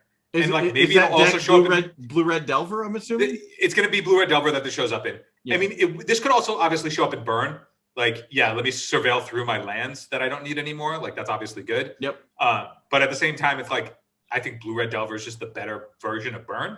Yeah. So it's uninteresting to me because it is only going to help out the best deck.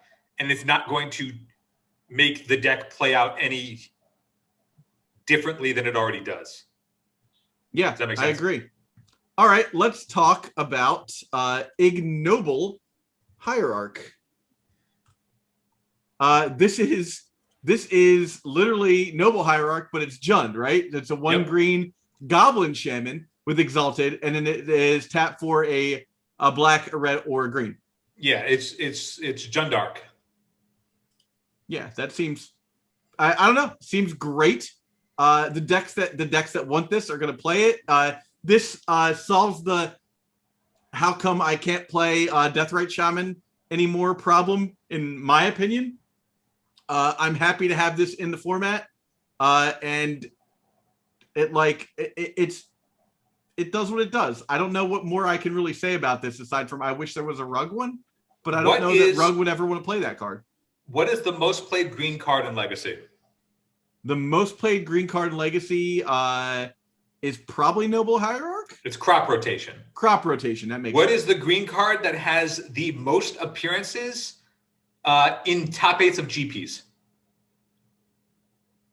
Veil of Summer. Noble Hierarch. Noble Hierarch. Yeah, probably from Infect, right? Yeah. Infect, a bunch of other cards. Anybody who checks my stat there, it might be the green card that has won the most GPs. But either way, the stat is Noble Hierarch at high-level competitive play. And the fact that this card is exactly that, except instead of white and blue, you get red and black. It will see play. It will be good. Mana dorks are good. Awesome. Have fun, Jundos. Yeah, this is chef's kiss, right? All right. So here's a card that we probably shouldn't talk about, but I want to devote a couple of seconds to it. It is Obsidian Charmaw. It is a 5 mana, that's 3 and 2 red dragon. It's a 4/4 with flying, and it says this spell costs 1 less for each land your opponents control that can produce colorless mana. And then when this enters battlefield, destroy target non-basic land an opponent controls. So I only mention this card because in a world where spheres exist and you're playing that against that red deck that has the spheres and has the soul lands and everything, it's sort of like is weird because it negates those effects. Is it good enough? Probably not. I saw what you were questioning if it would work as a good beater by getting the cost reduced by your opponent playing your lands because you're playing shit like Trinisphere. And then I was saying that Blood Moon probably just does the job of this card better because this nukes a non-basic when it ETBs. The thing that I was low on this card for, I didn't really think about it until you had brought it up on our notes. But when I thought through, like, would we want this? Who would play it? That it gives your opponent too much agency over whether or not it's good.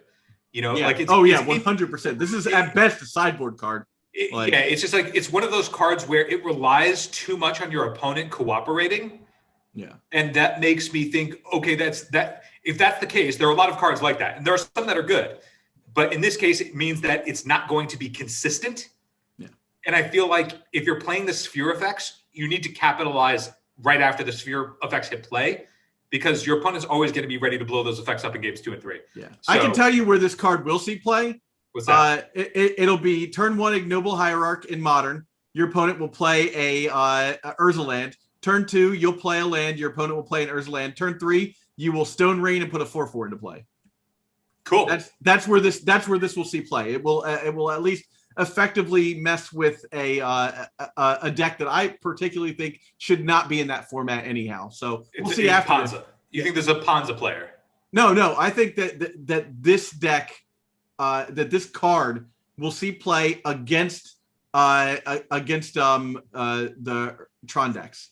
Oh yeah, I'm saying that like green red Panza is a deck in Modern. Yes, yeah, it does exist. It doesn't see a ton of play, but it does exist. It's possible that okay, so that's interesting. Okay, but also like you just want to destroy a land, and this is good enough to like slam one of their lands, put them back a turn, and put a clock on the board to keep their Karn off the board. Right. Yeah. Yeah, I get that. But again, that's Modern. So like that's a whole it's a whole different. That's an interesting role player for this card. Yeah.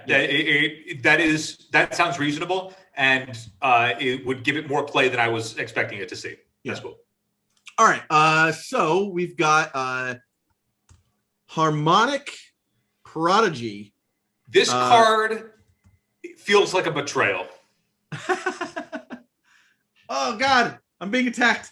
My dog wanted to turn around there. Okay, so Harmonic Prodigy is a 2-mana, 1 and a red, human wizard, prowess. He's a 1/3, and it says, if an ability of a shaman or another wizard you control triggers, that ability triggers an additional time. Is this just upgraded Naban? So it's not the same thing as Naban's text. Naban says if an ability would cause a wizard to trigger, it triggers an additional time. So it does different things. This slightly different things, but the thing is that like functionally, Naban was just doubling up ETB triggers because that was the most efficient way to do things.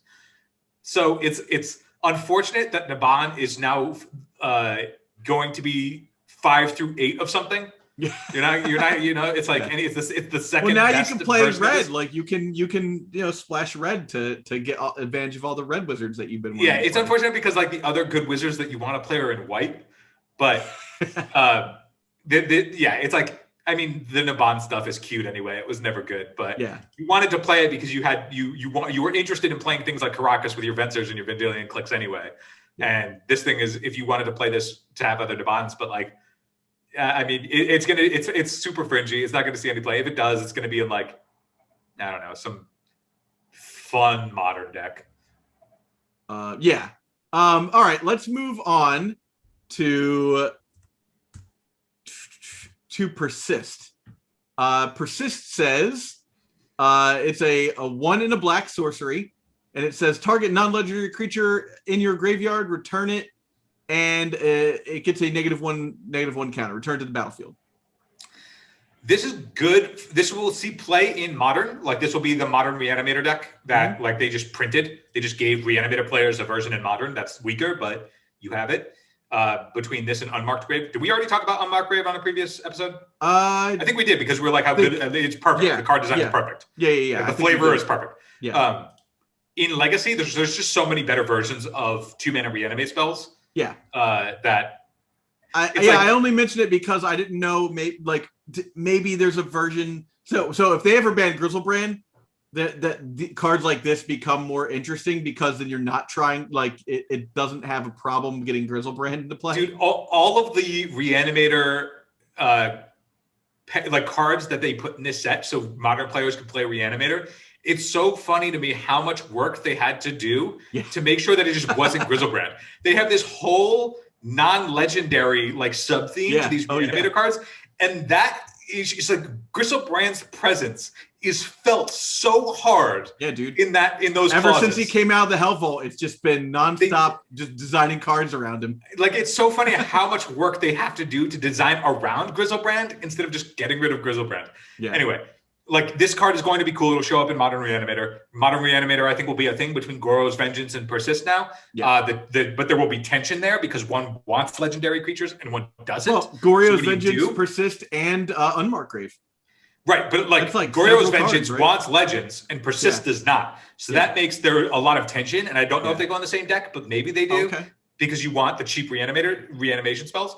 But this will see play in Modern. It won't see play in Legacy because you already want Reanimate's obviously the best one because it's 1 mana. And Exhume is great because it doesn't target stuff. Doesn't target, and that's huge. And then if you want to do other things, you have shit like Shallow Grave that gives your guy haste, which is a huge deal for the decks that are like Tin Fins that want to do that. Yep. And then you have Animate Dead, which is also, I think, a better version of this one because it can still get Grizzlebrand. Yep. Even if it can get blown up with like a bunch of stuff, the fact that it can get Grizzlebrand makes it better. So this won't see play in Legacy, but it's cool that it exists in Modern for people who care about it. Yep. All right, let's talk about, a black card turned green. Yavimaya, Cradle of Growth.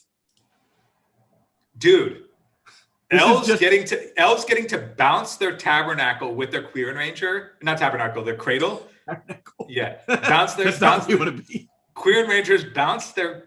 I was thinking I had 2 points in my head. I just combined them accidentally. But bouncing your guy's Cradle with Quirion Ranger, replaying it and doubling it up is insane, right? It's good. Yep. It's good, and it's an easy one of at least in your Elves deck, and you can tutor for it with your Reclaimer, and it's great.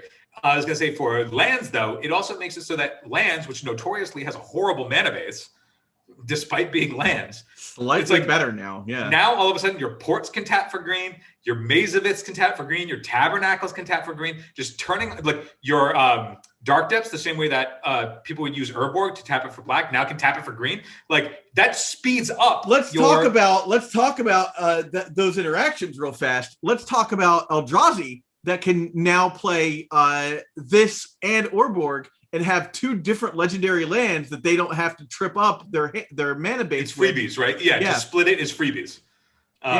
This card is obviously good. It has a bunch of interactions that are good. Already, as you just said, it's a slight up. It's a significant enough upgrade for Eldrazi that they'll just do it. Mm-hmm. It's obviously an upgrade for Elves just for the interaction of having the explosive Quirion Ranger draws with Gaia's Cradle. And then it's going to be a huge boon for red-green lands. So this is going to see a ton of play in a bunch of decks, and that's that. I just want to. So we're going to go to the next card, but before we do that, I just want to read your comment about the next card. Stop trying to make Zoo happen. It's not going to happen. Great. So the next card I want to talk about is Territorial Kavu. Territorial Kavu is a 2 mana. It's a red and a green Kavu creature with domain for its power and toughness. And whenever it attacks, discard a card. If you do, draw a card. And then it also says, or you can exile a card from target player's graveyard. I think all of the cards with domain, if you're playing them, you're not doing it by making your mana base susceptible to Wasteland and Blood Moon for these payoffs that suck, right? Yeah. Now, Territorial Kavu is a cool card. It's a good card. A lot of good things about this card, right? But if you're playing a domain mana base where you're trying to get all of these different basic land types onto the table with a bunch of different duels, that means that Wasteland not only can strip you off colors, but significantly punish your threat base, right? And it's like Wasteland doesn't need to be better. So that's why Zoo's never going to happen. It's because Wasteland exists. With something like this, any of the domain cards, if you want to pay off a domain card, I think the way that you have to pay off domain is with something like Dryad of the Elysian Grove, where it's just a card that says you have all of domain. So if you have it on the table, everything that you want to do with domain is paid off to the fullest extent. And if you're playing a card like this that's looking to get like the beatdowns on, that doesn't do anything with Dryad, or something like like Dryad, so like the enchantment, right? The 1 in green enchantment that does what Dryad does. Mm-hmm. I'm forgetting what it's called, but if your domain cards don't do something with those cards to enable them, they're probably not a fit. So if you're looking for a domain, if you want to play the domain deck, if you want to do cool shit with domain, I imagine it's got to be with Dryad. If you really want to get aggro with domain, there is the Vidalcan 1-drop that just makes all of your lands whatever other basic land type you want. So it's like sort of a cheaper way to do it, but it's bad. The card's bad, so don't play it. But if you're looking to play I don't care, Phil. I want to play domain and I want to do it hard. Do it with Dryad of the Elysian Grove. Figure out what cards can work with that and pay off your domain fix that way. Don't do it with shit like this and then get blown up by Wasteland and feel bad because Delver is just better than your Nacatls. Yes, I think at the end of the day, I do agree with you. But as these things build up, you got to mention them because they may become a thing later on. Dude, if they printed, I don't know, like you have your tri-lands that tap for 3 colors now. Yep. So it's like, if there was a zoo deck that gave you really good payoffs, right? And payoffs that were cheap enough that it was okay to play tapped lands like that in your deck, right? Like I'm playing these tapped lands that are not good, that I'm going to get punished for playing, but the payoff is so high that the risk is worth the reward, then I would be interested in that thing. But the thing is that payoff is never going to be zoo. Because attacking your opponent for like 3 or 4 is just not good enough. But what if it was attacking your opponent for like 10? What if it was domain? That's what I mean. Like if there was like a domain card that it was like, if you have domain, you have a dreadnought. And I'm like, okay, cool. Right. That means that I want to play like my tap land on 1. I'm going to play my dual land on 2. And then all of a sudden I'm just going to have a free 10 Phyrexian dreadnought that I can protect with like Pierce or something. Right. Like, okay, now we're in the market because the payoff is extremely rewarding for such a risk of playing these other cards that would obviously punish you. So that's where I stand on domain. I'm going to stick by it. Fuck the haters. I agree. I agree with your assessment. All right, so let's talk about Dermo Taxi. Dermo Taxi is a 2-mana artifact vehicle. It has imprint as Dermo Taxi enters the battlefield, exile a creature from a graveyard, and it says tap 2 untapped creatures you control until end of turn. Dermo Taxi becomes a copy of the imprinted card, except it's a vehicle in addition to its other archetypes. And I'd like to go to Noah Vanderhoff of Noah's Arcade, friend of the cast, to just talk about this card real quick. I think it's 2 chimps on a Davenport in a basement. This is the first vehicle that doesn't have crew on it, right? Correct, yeah. This does not say crew. You just, to make it a thing, you have to basically... You crew. You're crewing it, yeah. You're crewing it, but it doesn't say crew on it. So that's a cool firster there. I just wrote that this is the dopiest of Grizzlebrands. It's like it is the weirdest Grizzlebrand. And is it good? Will it see play? I doubt it. But I mean, purely for the Noah Vanderhoff joke, it's worth it. Dude, if there was a deck that wanted to play small ball that was also interested in Entomb, so the world where I was like, oh, maybe this could be a thing is, I went right to zombies, like with Cryptbreaker and Gravecrawler and all of that stuff. And I was like, if you play Lazotep Reaver, you already have 2 bodies. And you can do that on your so I was like, because I was playing trying out a zombie deck where I was trying to play off Demon of Deathscape, right? So you go turn 1 zombie, Lazotep Reaver, you have 3 bodies, play a 9/9. On turn 2, and I was like, oh, maybe that's cool, and it was fine. But you know what, Phil? Me think like you could do something like you're already sort of interested in playing Entombs in that deck anyway. Like that deck has been around. So if you play Entombs and then like a 1 of Grizzlebrand or something, and then just have the Dermo Taxi, maybe probably bad. But like, I think the thing that, like where this card might exist is in a deck that has trouble with Reanimator, that has creatures that might want to try and like, you know, disrupt that deck and like, you know, use their creature against them. Like Death and Taxes might be able to use this against like I've got Thalia in play. You have to spend 2 turns getting Grizzlebrand to play, but like then I Dermo Taxi and now my Thalia and my mom are tapping to create Grizzlebrand. Maybe, I don't know. Yeah, like can you just it's like a sideboard card. Dermo Taxi says any graveyard? Enters the battlefield. Exile a creature from a graveyard. So I guess it is kind of interesting as a hate card. That's kind of cool. I didn't think about that. It could be used as a hate card that also incidentally means that it can suit up essentially and be a creature that can attack. That's kind of interesting. Okay. I mean, it's not the greatest use of that card, I feel like, but it's there. It's an option. It might be a card I use in my new Merfolk deck, you know? There you go. Yeah, that's kind of cool. Okay, so let's talk about... That's actually interesting. That's actually interesting. Yeah, you just tap your Merfolk and then turn something into like a Savellan and draw a couple cards. Yeah. Heck yeah. All right, here we go. We're going to talk about what you think is the best card in the set. Ravagan, the nimble Pilfer. Ravagan, nimble Pilfer. Dude, are you're just saying it wrong for the sake of it, right? You can read. No, you're literate. So real talk, I'm dyslexic, and that was a dyslexic one. Oh, okay. Ragavan, sorry. I just know that you love your Teferi nonsense. That's because it's how I pronounced it for 20 plus years. Yeah. Okay, so Ragavan, Nimble Pilfer, is a 1-mana legendary creature, monkey pirate. It's got dash for 1 and a red, and it says whenever Ragavan deals combat damage to a player, create a treasure token and exile top card of that player's library. You may play it until in turn you may cast that card. So this is also one of the really polarizing cards of the set, along with Void Mirror. Some people are like, this card's unbelievable. It's insane. It's the most powerful card of the set. And other people are like, it's a 2/1. It's not going to do anything. Stop losing your shit.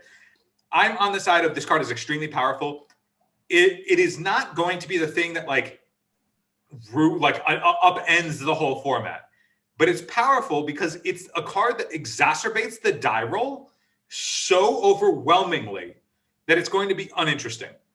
So what I mean by that is it's really like this card, if it's played on turn 1, if it hits you, the game is likely over for all intents and purposes, and you just don't know it.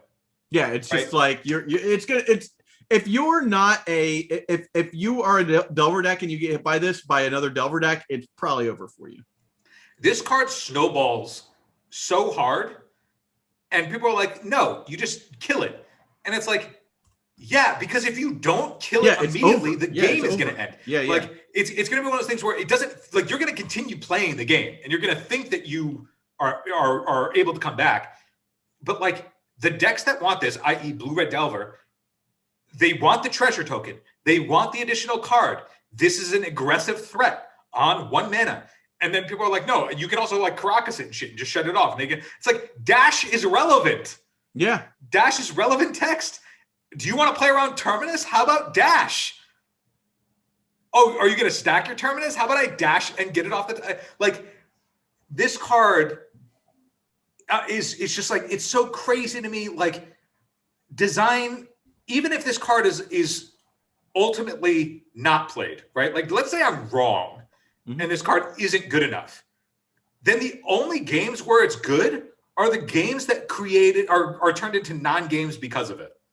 Yeah, I mean this is one of those cards. It's just I just feel like you're gonna be on the other side of the board from this card, and it's going to get you, and then you're gonna realize how effing good this card is. 2 mana, this card comes on 1, and if it gets in, that means on their post-combat main phase, they have 3 mana. And you have access to a random card that probably is good. Let's assume everybody who you're playing against put good cards in their deck, right? Let's also assume that it doesn't matter what color the card is because you have a treasure token. Treasure token, yeah. I'm going to hit you on 1. Dude. In my post-combat main phase, I'm going to have 3 mana, and I'm going to use my treasure token, cast your Sylvan library, and then still hold up fucking Spell Pierce. God forbid they go first. Their first play is Faithless Looting, discard Grizzlebrand, discard some other creature, right? And then they pass, and you're like, okay, cool. Ravagan, right? And then they do something else, and you're like, okay, I'll daze it. You untap, you attack, and you hit their reanimate. You could hit any of the reanimation spells. Yeah, literally any of the reanimation spells. Oh, because you'll in the specific sequence that you mentioned, you would then be able to play your land, get a treasure token, cast any reanimate spell. So there is the world where this card is bad is a world where everybody's playing a shit ton of creatures. And that's pretty much, that's it. That's right. That's the only world where this is bad. Because the thing is if you are on the draw and they play a Mother of Runes and you play Ragavan, okay, yes, it's bad because you have to deal with the Mother of Runes, right? But what if you go first and you play the Ragavan and then they play Mother of Runes? They have to block. Dude, they have to block. They have to trade. Are you crazy? They must block. Any of the arguments that I've been getting with people where they're like, no, dude, they'll just block. Like if somebody plays like a Delver on their turn 1, they'll just block with their Delver. I'm like, you're willing to trade your Delver for the Ragavan? Yeah, obviously, because otherwise you're gonna lose. Yeah. Like this is because like I'm gonna get a token. I'm gonna bolt your mom or bolt your Delver. Like, and then not only are you down a card, but like I didn't spend any mana to even do that. So like I'm still up. You know, like you lost a turn. I have this threat that you still need to deal with. This is the type of card that makes so. I saw earlier today, Callum tweeted saying that he thinks Gutshot is actually poised to be just main deckable. Yeah. Between Delver, Dragon Rage Channeler, catching Sprite Dragons, Ragavan obviously going to be slotted in somewhere in those decks. Maybe not. I think as a 4-up because it's our next card. So there's enough targets now that Gutshot is just going to be very good. And I think he's right. I think Gutshot, if you don't have them, get some Gutshots because you're going to need them. Because you're going to have to be able to trade on the draw favorably through a daze to kill your Ragavan so you don't just lose. Yep. I agree. I think the card's insane. And I don't think it's like, oh my gosh, guys, like the world is collapsing. I just mean like it's insane in that it's a turn 1 play that functionally can end a game if you don't answer it in the exact 1 turn window. The relation that I was talking about this with a few other people was the reason that Dread Horde got banned because everybody felt that if you swung and pondered or brainstormed or got any type of advantage off of 1 swing off of it, that you were just going to get buried in cards because then you could just protect the queen and go the distance, right? Yeah. This card is the same where the idea of Dread Horde was banned because it condensed the window that you had to interact with it to the 1 turn because if they untapped and got a card off of it, it was just so burying, it was just so dominant and snowbally that you couldn't climb back out of it. Yeah, and they're probably going to does the same thing. They're probably going to free spell into a counter spell and stop you from getting rid of it. And that's the same thing with this guy. Like if you get some advantage off it in the next spell that they cast, you daze. Like you're just continuing to roll and protect the queen, and that's the sort of strategy that like Blue Red Delver really likes to play. This also is the answer to that. The advantage to this too is Blue Red Delver also just got a gigantic upgrade in expressive iteration, right? Yep. If you go even, let's say you have an expressive iteration. Let's say I play Ragavan, you go turn 1, you play Aether Vial or Ponder or something that means that Ragavan's definitely getting in, right? Mm-hmm. I don't have to play my second land. I can just go attack you, make the treasure post-combat, expressive, play the land, play another threat, and you are so far behind. Or I could just like play another land. I'm now up a bunch of cards, right? Because I have this threat that ramped me and also milled the top card of your deck, which I have now the option of also playing if it's good enough. Like there's nothing bad about Ragavan other than the fact that it's an X1. Because if you wanted to get through, you can play more removal spells. If you can also just stay super low to the ground, it's just frustrating that it's going to be very good. And it's just going to be good for all of the non-fun reasons. Yeah. I mean, we could do a whole podcast about Delver. Like, yeah, I think that there's one coming soon. The way that this card, it's so reminiscent of I remember when Arcanus was spoiled, and I was like, guys, Augur Bolus is better than Arcanus. You're never going to see play. You have to tap with it. You have to attack with it. What do you think this is? You're not going to see this card. And now I'm reading this card, and I'm just getting the flashbacks of how wrong I was. Yep. And this isn't revisionist history of me being like, I don't want to be wrong again. I'm just like, the reasons that I thought Dread Horde was not going to be good enough, I was like, or people can now just interact if they feel like it. And it's going to be good. It's just going to be good. All right. So let's talk about the next card, Esper Sentinel. I think that's another reason why Gutshot might be good. Esper Sentinel is a 1-white artifact creature human soldier. It is a 1/1, and whenever an opponent casts their first non-creature spell each turn, draw a card unless that player pays X, where X is Esper Sentinel's power. This card is a nightmare. Oh man, I do not want to look at this card across the table from me. Yeah, man, you know how much I wish this card was 1 blue mana instead of 1 white mana? Dude, like, this is like Magus of the Mystic Remora. Yeah, Yeah, this is extremely good. And God, dude, come on. What if you put a sword on this guy? Like, you're not going to pay 3 mana ever. If this has a sword on it, it's a lock, right? Yeah, you're not going to pay 3 mana ever to like not let them draw a card. Yeah, you're just gonna you're gonna like have this threat, and you're just gonna be looking at like a full grip. Yeah, no, this card is very good, and it's very good. I mean, I'll be honest, like us talking about it afterwards, like, oh yeah, this is good. It's a 1 mana play that can block a Ragavan. Yeah, also that, but like I think that's why you should get your gut shots right now. Cards like this, Ragavan. Yeah, I think Esper Sentinel is really good. I don't think a whole lot more needs to be said about how good this card is. Just draws a card, right? Yeah, and it blocks Ragavan.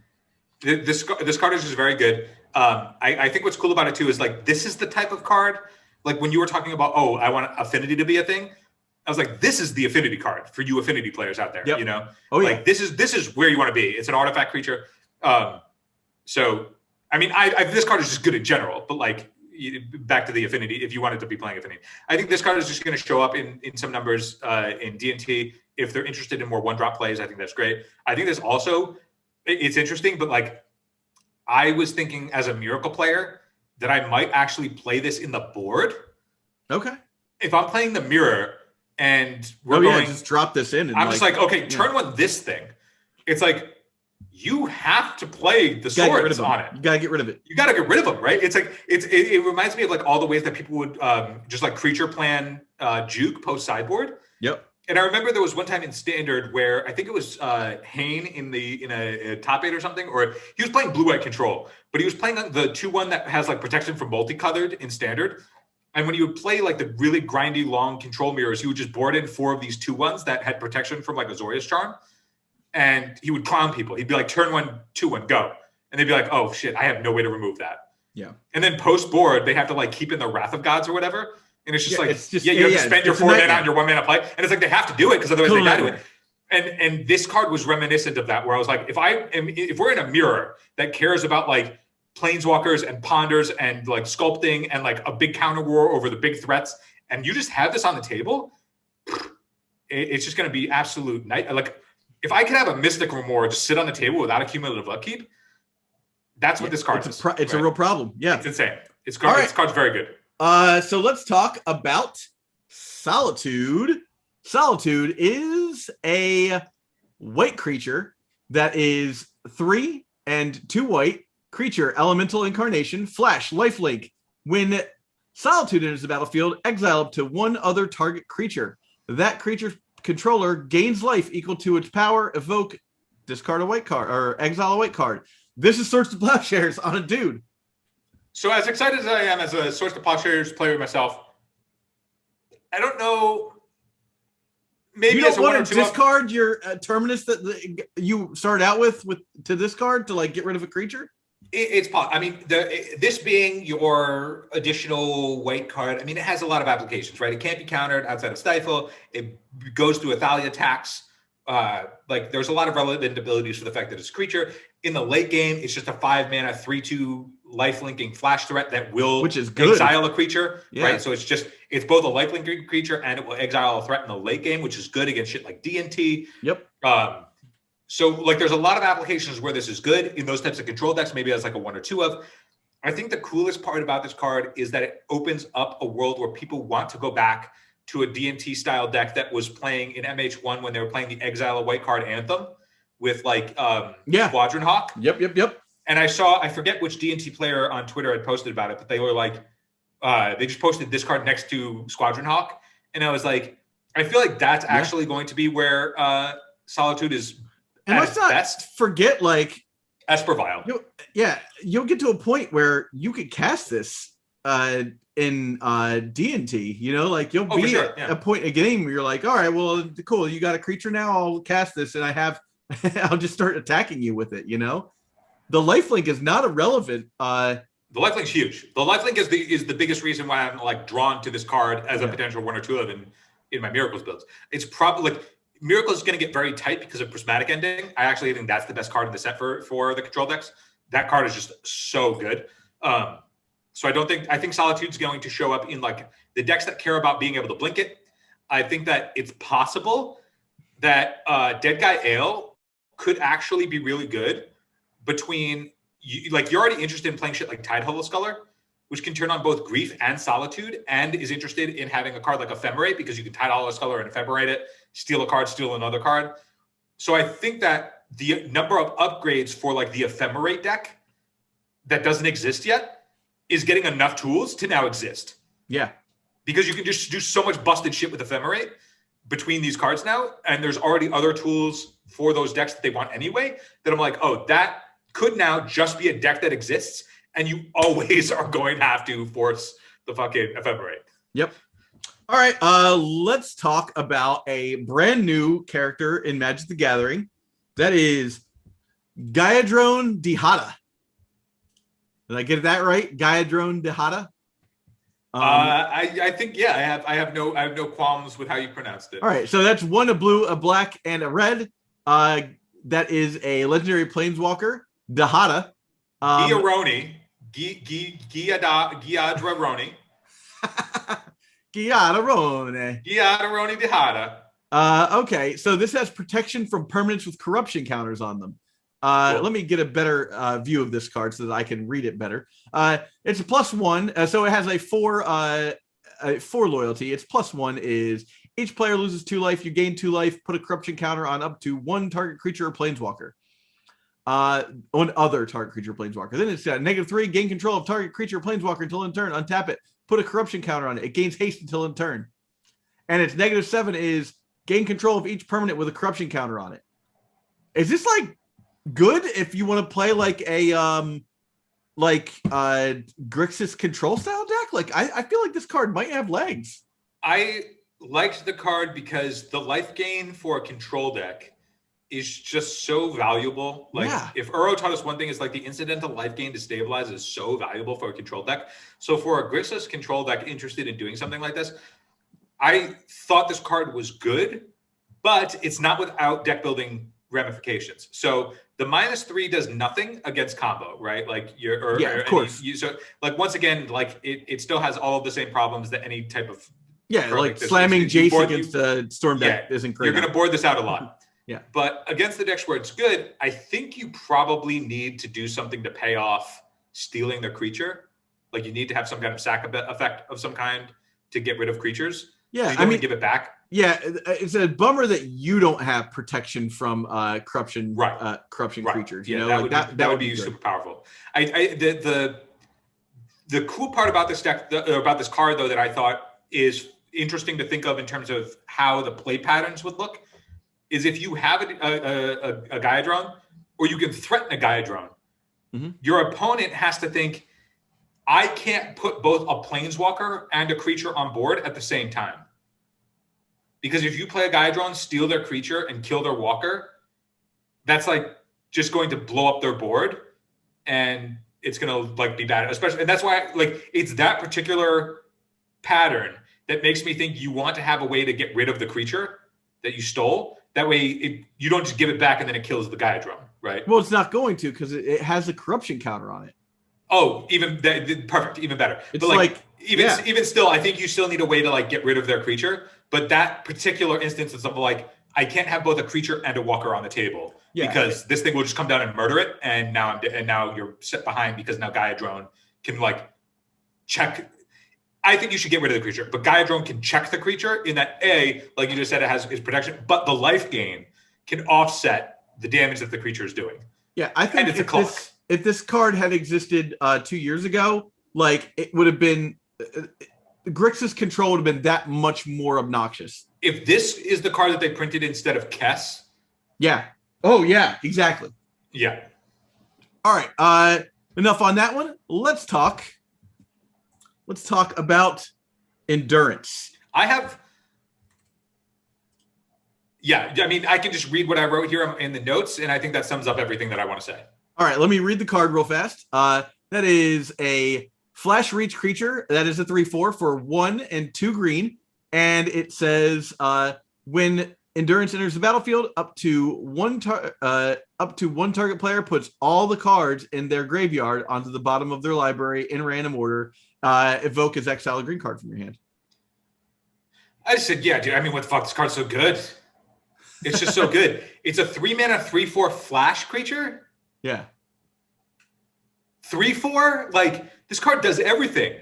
It is going to block your flying threats. It's going to be good against like Reanimator. It's good on turn 0. It's going to be good in just like at any point in the game because it's a very good threat. It's good both defensively of messing up your opponent's graveyard and good if you want to recycle your own. It doesn't shuffle the cards back in. It just puts them on the bottom, so you don't have to worry about giving them a card from their graveyard randomly on a draw step right afterwards unless they have a fetch. Like, everything about this card, like all of the text is so good, so relevant. The numbers are insane on it. This card is going to see a ton of play. It's going to do a lot of work. There's nothing about this card that's bad, other than maybe double green.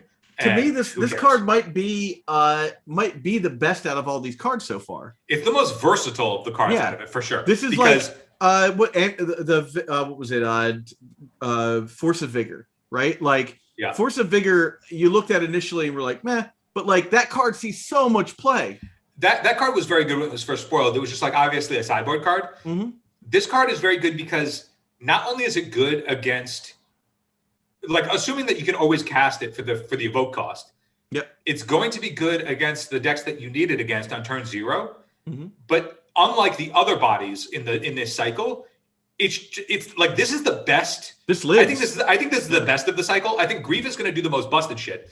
But I think this card is the most best of the cycle just because the body is relevant. Like it is a relevant cheap body and the stats are just right on it, right? Like it's not going to reach, blocks a Delver. It blocks a Delver at flash. It's a creature, so it's not going to get countered by Force of Negation, but when you flash it in, it can't be pierced. It's one of those things where if you do this, block a Delver and shuffle the graveyard in, mess up their whale. It's just like you can steal like somebody's Uro before they can get it back on you. Like everything about this card is just so tactical and powerful and good. The numbers are crazy. Endurance is an easy A+ out of this set. It's going to see a ton of play. All right, let's talk about Damn.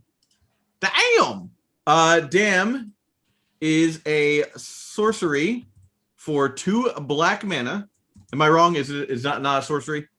It's a sorcery. Not looking directly at it. It's a sorcery for 2 black mana. It says destroy target creature. The creature can't be regenerated this way. Or if it's destroyed this way, the creature can't be regenerated. Then it just has Overload, which creates a Wrath of God. Yeah, but I saw people saying that this is just an upgrade to Damnation. And I was like, it's not. Because it's not. No. It's definitely different. Overload still targets. So like it can't get rid of Trunan and it can't get rid of Progenitus.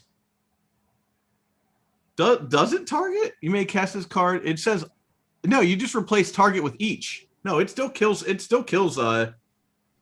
but each, even though it changes target with each, but each still targets, doesn't it? No. If I know this from EDH, if I'm learning this lesson, then I assume other people listening are as well. Yeah. I thought like by changing Overload. If I'm playing EDH and I cast a Cyclonic Rift and you have a protection from blue creature, that creature goes into your hand. Oh, I guess that's true. When you put it like that, that makes a lot more sense. Okay, yeah. I withdraw. Yeah. So I think this card is still it's not better than Damnation because there's deck building constraints to get the other side of this card to work. Are there even decks in this format that play these 2 colors effectively that want these effects? I don't really think there are. Like Stoneblade exists, but like, do they want like a way to get rid of all the creatures on the board? I think if you're playing this card in your deck and your lands, if you have any land that doesn't tap for either blue or black in your deck, you're probably building your deck wrong. If this is a card in it, right? Yeah, I agree. You just can't afford to not have access to Damn early or the Overload when you need it, if that's the kind of deck that you're playing. So it's like if you're playing basic Island in your Damn deck, you're probably doing it wrong. Yeah, I agree. Okay, so let's talk about Flame Blitz. There we go. Flame Blitz is a 1 mana enchantment for 1 red that reads at the beginning of your end step, Flame Blitz deals 5 damage to each planeswalker. It also has cycling 2. So this is the most efficient. This is the most efficient burn spell ever printed, right? Yeah. It does more damage for mana output than any other burn spell that's ever been made. This is, I mean, like I like what it's doing here. I think it's wild. I mean, this card would be unplayable if it didn't have cycling, right? Like, I think that you could probably main deck this in some burn decks and just be like, yeah, I drew a spell. Like, I'll just cycle it and try and like kill you next turn. Yeah, I think that I think Phil Wynn said it best when he tweeted when it was first shared. He tweeted or he put it in the chat or something. But he just said, "quote I shudder to think what the format would look like that makes this card necessary." Right? Yeah, I agree. Also, can we give shout out to Curse of Opalescence guy who is just getting like totally ranched right here? Oh yeah. He is, I love this guy. He is not having a good time. Dude, he's like the Brooklyn hipster of Planeswalkers. We don't know anything about him, but he's always just like he's the curse guy. He's always getting cursed. He's always like, oh geez. Yeah. He is what's that character that always runs into a string of bad luck and it's always unfortunate for them? That's the whole gimmick. Zach Clark? Oh, is that it? Yeah, this is the Zach Clark of there's the character that like it's like they get up, they think they just endured the worst of it, and then slip on a banana peel. Yeah, right. It's like that's this character. They're the Doug Funny of the Magic the Gathering. Yeah, there you go. Yeah, this is the Charlie Brown.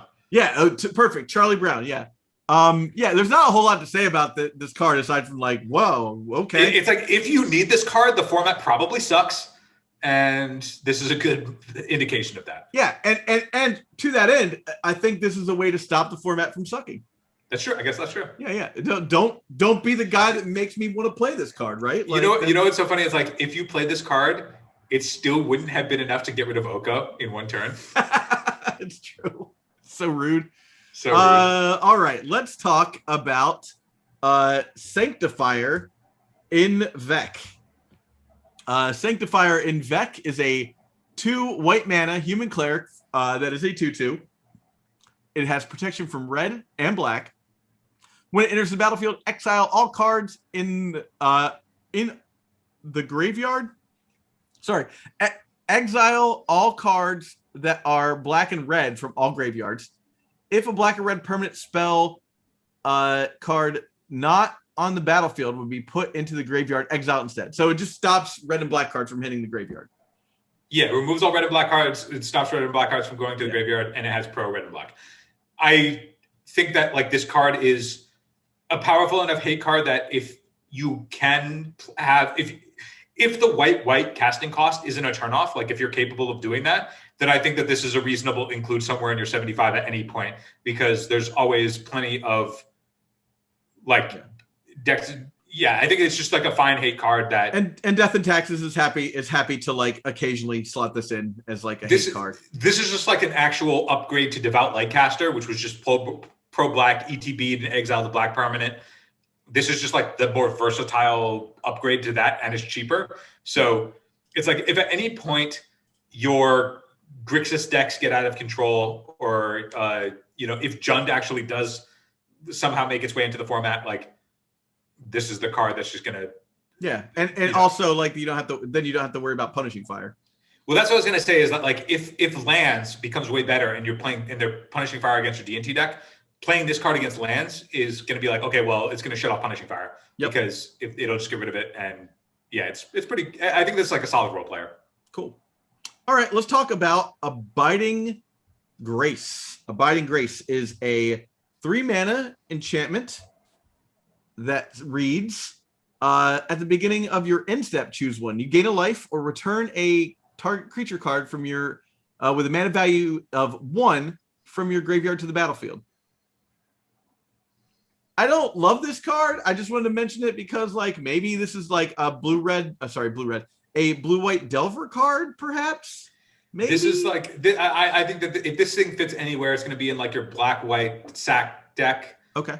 But the thing is that like it's all incremental value. I don't think it does it well enough. I think you need, if this card does see play, you have to pay off both sides. You have to be a deck that both gaining life and getting triggers off of that. Yeah, that cares like about the life gain and also incidentally cares about the fact that you can regrow one mana creatures. I don't see where the home is for it in Legacy. It gets back our boy Esper Sentinel. Esper Sentinel, yeah. If you want to if you're like, I am going to have an Esper Sentinel trying on to the kill table, my Esper no matter Sentinel. what. Yeah, it's not going away. You swords your Esper Sentinel. Damn it. Yeah. All right, let's move on from there. and we can talk about Sudden Edict. This is a 2-mana instant with split second that reads target player sacrifices a creature. Did they just upgrade a card that they already upgraded? Like, what? Yeah, so this one is, so there's a difference, right? The Liliana's Triumph, which is the better version of Diabolic Edict, wasn't necessarily strictly better because you could not target yourself. Sure. It didn't target an opponent, but you could target yourself to sack something. So there is a world where it's not strictly better because it doesn't give you that access. This is just strictly better. This is just strictly better, right? It's just strictly better. I mean, there's not a whole lot to say about this aside from like split second. It's not counterable. This is better.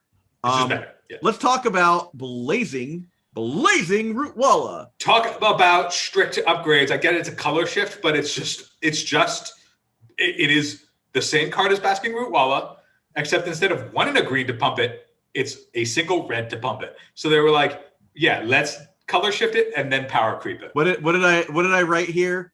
Who blocks Basking Rootwalla? And I wrote color shift and power creep. Yeah. I mean, what else can you say about this card? There's not a whole lot to say. It's fine. This is like the other thing where it's like the Madness deck could come to fruition now is because now you have 8 0 mana. It's a lot. Free Madness creatures, and you always wanted in the decks where you were playing like your Vengevines and trying to recur your Vengevines. Like I was playing Once Upon a Time just to find my Rootwallas so I could get my Vengevines online faster. And the idea that now you just have 8 Rootwallas, it's like what those decks have wanted. They've just wanted more Rootwallas to turn their deck on. So it's big for them.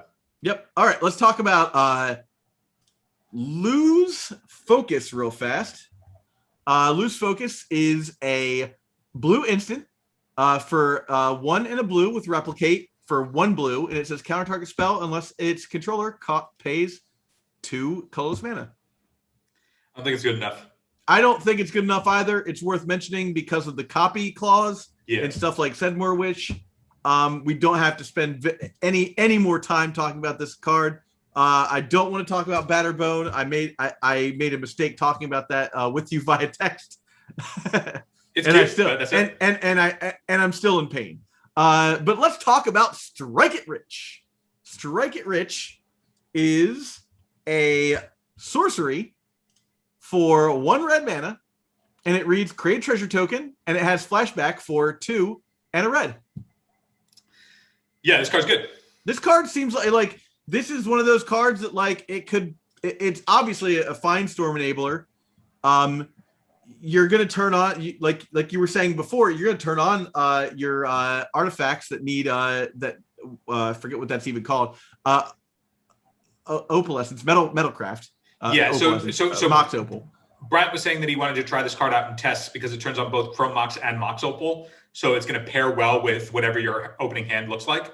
Yeah. You can imprint it, or you just make an artifact that helps Mox Opal. Yep. And then you were spot on with, is this like a mini Manamorphose? And if you've ever played... Is this mini Morphos? Yeah, if you've ever played like Blue-Red Storm, you definitely remember how vital Manamorphose was just to filter your red mana into blue mana. Yeah, it was always so big. And I remember I played a bunch of Modern Storm, and there was always the talk that it's like Manamorphose is super powerful and is probably next to Get the Axe because they banned a bunch of cards from Storm. Manamorphose's play, it enables the prowess decks. It's obviously the backbone of Modern Storm. And so it's just always been in the realm of on the chopping block. And this card is easily, in my mind, for that deck of 4 of, because even though it doesn't draw a card, it does have the flashback to draw a card, and it's a ramp spell. But vitally, when you need it on your combo turns, it's A, a 1 mana spell, but B, it's going to be able to filter red mana to blue mana. And that's huge. That's just so big. So I think this card is an ace for those decks. I don't think it's going to do anything outside of those things, but 100% this thing is going to see play somewhere in one of those decks. And that's great. Cool. All right. We have Archon of Cruelty, a card I only want to talk about for one reason, and that is because this is a neat card, and we'll never see it get played because Griselbrand exists. Yeah. Once again, the Griselbrand clause of, oh, you're not Griselbrand, so you're never going to see play. Yeah. This is one of those cards where the swing on this card of like gaining life, drawing a card versus your opponent, like discarding a card and all that, like the value swing on this card is really huge. It's Cruxus and Oro on an attack. If Grizzlebrand didn't exist, it would be really interesting to see what Reanimator players would move to. Yeah. If they would play a wider package, or if there is just like, I want 3 or 4 of the same creature as my main target. I feel like Archon would be in that conversation, but until Grizzlebrand, as long as Grizzlebrand was around, these cards that could be fun and interesting are just always going to be on the sidelines. So while we were talking, we actually 2 more merfolk got spoiled. So we talked. You talked about Raging Visionary with me a little before the cast. Mm-hmm. So let's chat up Raging Visionary. Let me just write that down real fast. Raging Visionary is a 2-mana 1/1. So one in the blue merfolk wizard. Tap it to draw and discard a card. If you have Delirium, you can tap 3 to draw a card. Activate this only if you have Delirium. Probably not good enough, but it's in that like depths and taxes like vein I was talking about before. But the new one that we didn't hear about was Tide Shaper, and Tide Shaper is kind of interesting actually. Tide Shaper reads is a 1-mana merfolk for and he's a 1/1 for 1 blue, and he has Kicker 1. It says when Tide Shaper enters the battlefield, if it was kicked, target land becomes an island for as long as Tide Shaper remains on the battlefield, and it's a 1/1 as long as the opponent controls an island. So there's a couple things. Yeah, +1/+1. So there's a couple things here. This is effectively in some ways probably a way to mess with people's mana. In a similar way as the what's the 2-mana spell that like you cast Spreading Seas. Yeah, so this card it's not an island in addition to its other types. It's just an island. Yeah. So it's not Aquatex Will. It's Spreading Seas. Right. If your opponent plays Bayou or something, and you play this and kick it and turn it into an island, they only have blue mana. Yeah. So there's 2 angles for this card, right? Is go that like Wasteland, a dock worker thing we were talking about that's depths. We'll keep calling that depths and taxes. Or you just give your opponent a island and you go with Lords and you're like, haha, get you. Yeah, this it's. I mean, you're getting our hot first takes here because it's literally being spoiled while we were on the cast. Yeah. But this card, for those who have played Spreading Seas and understand like how good it can be at like actually cutting your opponent, that's actually really good. The other thing that turned me on about this card is there were a non-zero number of times that I would Spreading Seas my own Mutavault just to get blue mana because I didn't have double blue.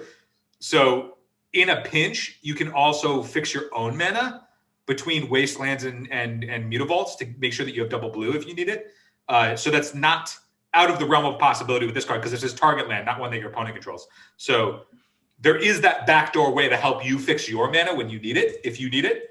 That I get that you would be cutting yourself off of a threat until this leaves the board, but the fact that it can fix your mana to actually play the game where you otherwise wouldn't, because like between Wastelands and Mutavaults, casting your double blue spells was not always easy. Zach knows this well because he's played a bunch of Merfolk. I remember it. I have lost several games to like just like I do double Mutavault Island. I can't cast any spells. You start off being like, oh, this is fine. Like I have the Aether Vial. I'll be able to get guys in, and then you're like, I need to be able to counter my opponent's spells. They're playing Doomsday or something like. I lost a Doomsday once, not being able to get one of my 10 islands for like a very long time. So yeah, it's not where you want to be sometimes. So the other side of this card is even if you can't turn on, like if the kicker is not relevant because your opponent's just playing islands anyway, this is just a 1-mana 2/2. So it's a 2-mana. That's also not the worst. Oh yeah, it is a 1-mana 2/2. Yeah. Because as long as they have an island, you don't have to turn it into. As long as they have one, it gets +1/+1. Yeah. So it's incidentally by itself just a 2/2 against an island deck, and then it has all of these other ways to interact with the opponent. And to that end, subsequent versions of this card are also that too. If you've already kicked one. One thing that's cool about this card too is because Merfolk play Force of Will and stuff, this can turn off an opponent's cavern, right? Like that's a big deal for like fixing and stuff. Mm-hmm.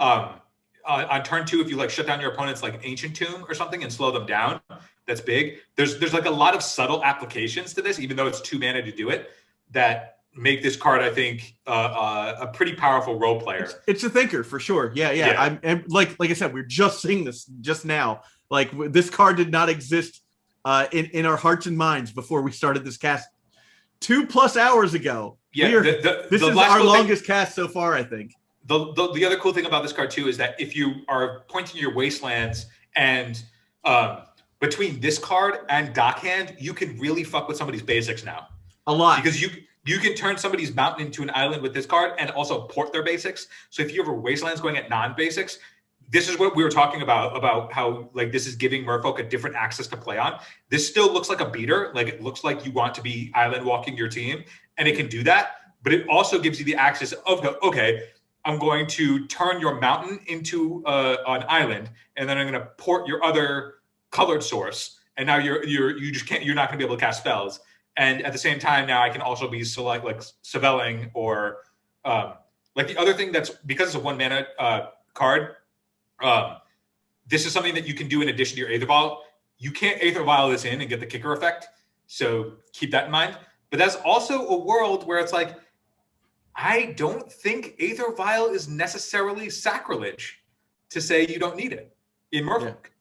I think that there's a world where you can play a Merfolk deck that has like these tactical cards that doesn't necessarily need Aether Vial. I think you can play enough Merfolk, but round it out with like other good blue spells or cantrips to like piece together what you need, and you have big payoffs in Svelin that are great.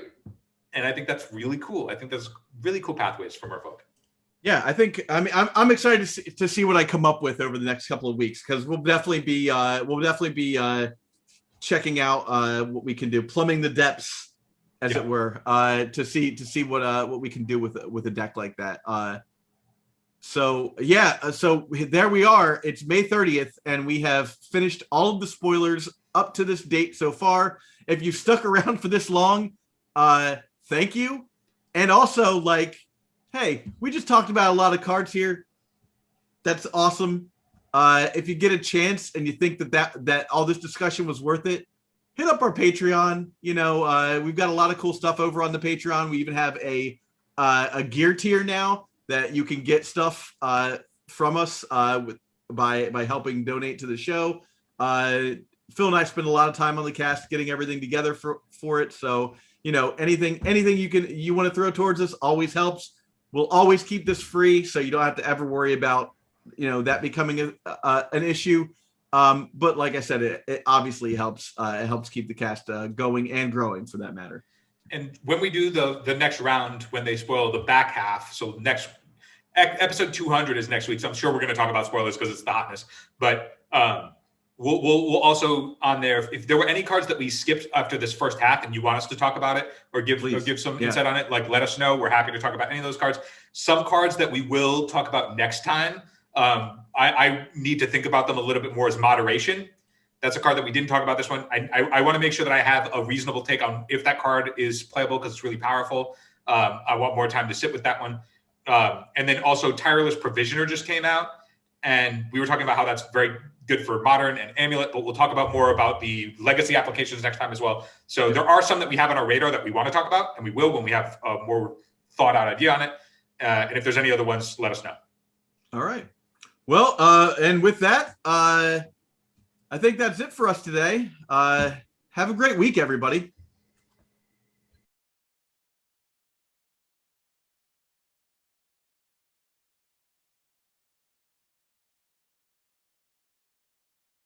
Let's try and say it together here. Asmora no Mardica, Dystina Koldakar. Asmora Mardica, Dystina Koldakar. There you go. It's super easy. Once you know how to say it, 13 syllables isn't actually that bad. Yeah, I mean, Asmora no Mardica, Dystina Koldakar. Asmora Mardica, Dystina Koldakar. It's like supercalifragilisticexpialidocious, the 13 syllable word that we all know how to say. Once you know it, it's that easy. All right. Okay.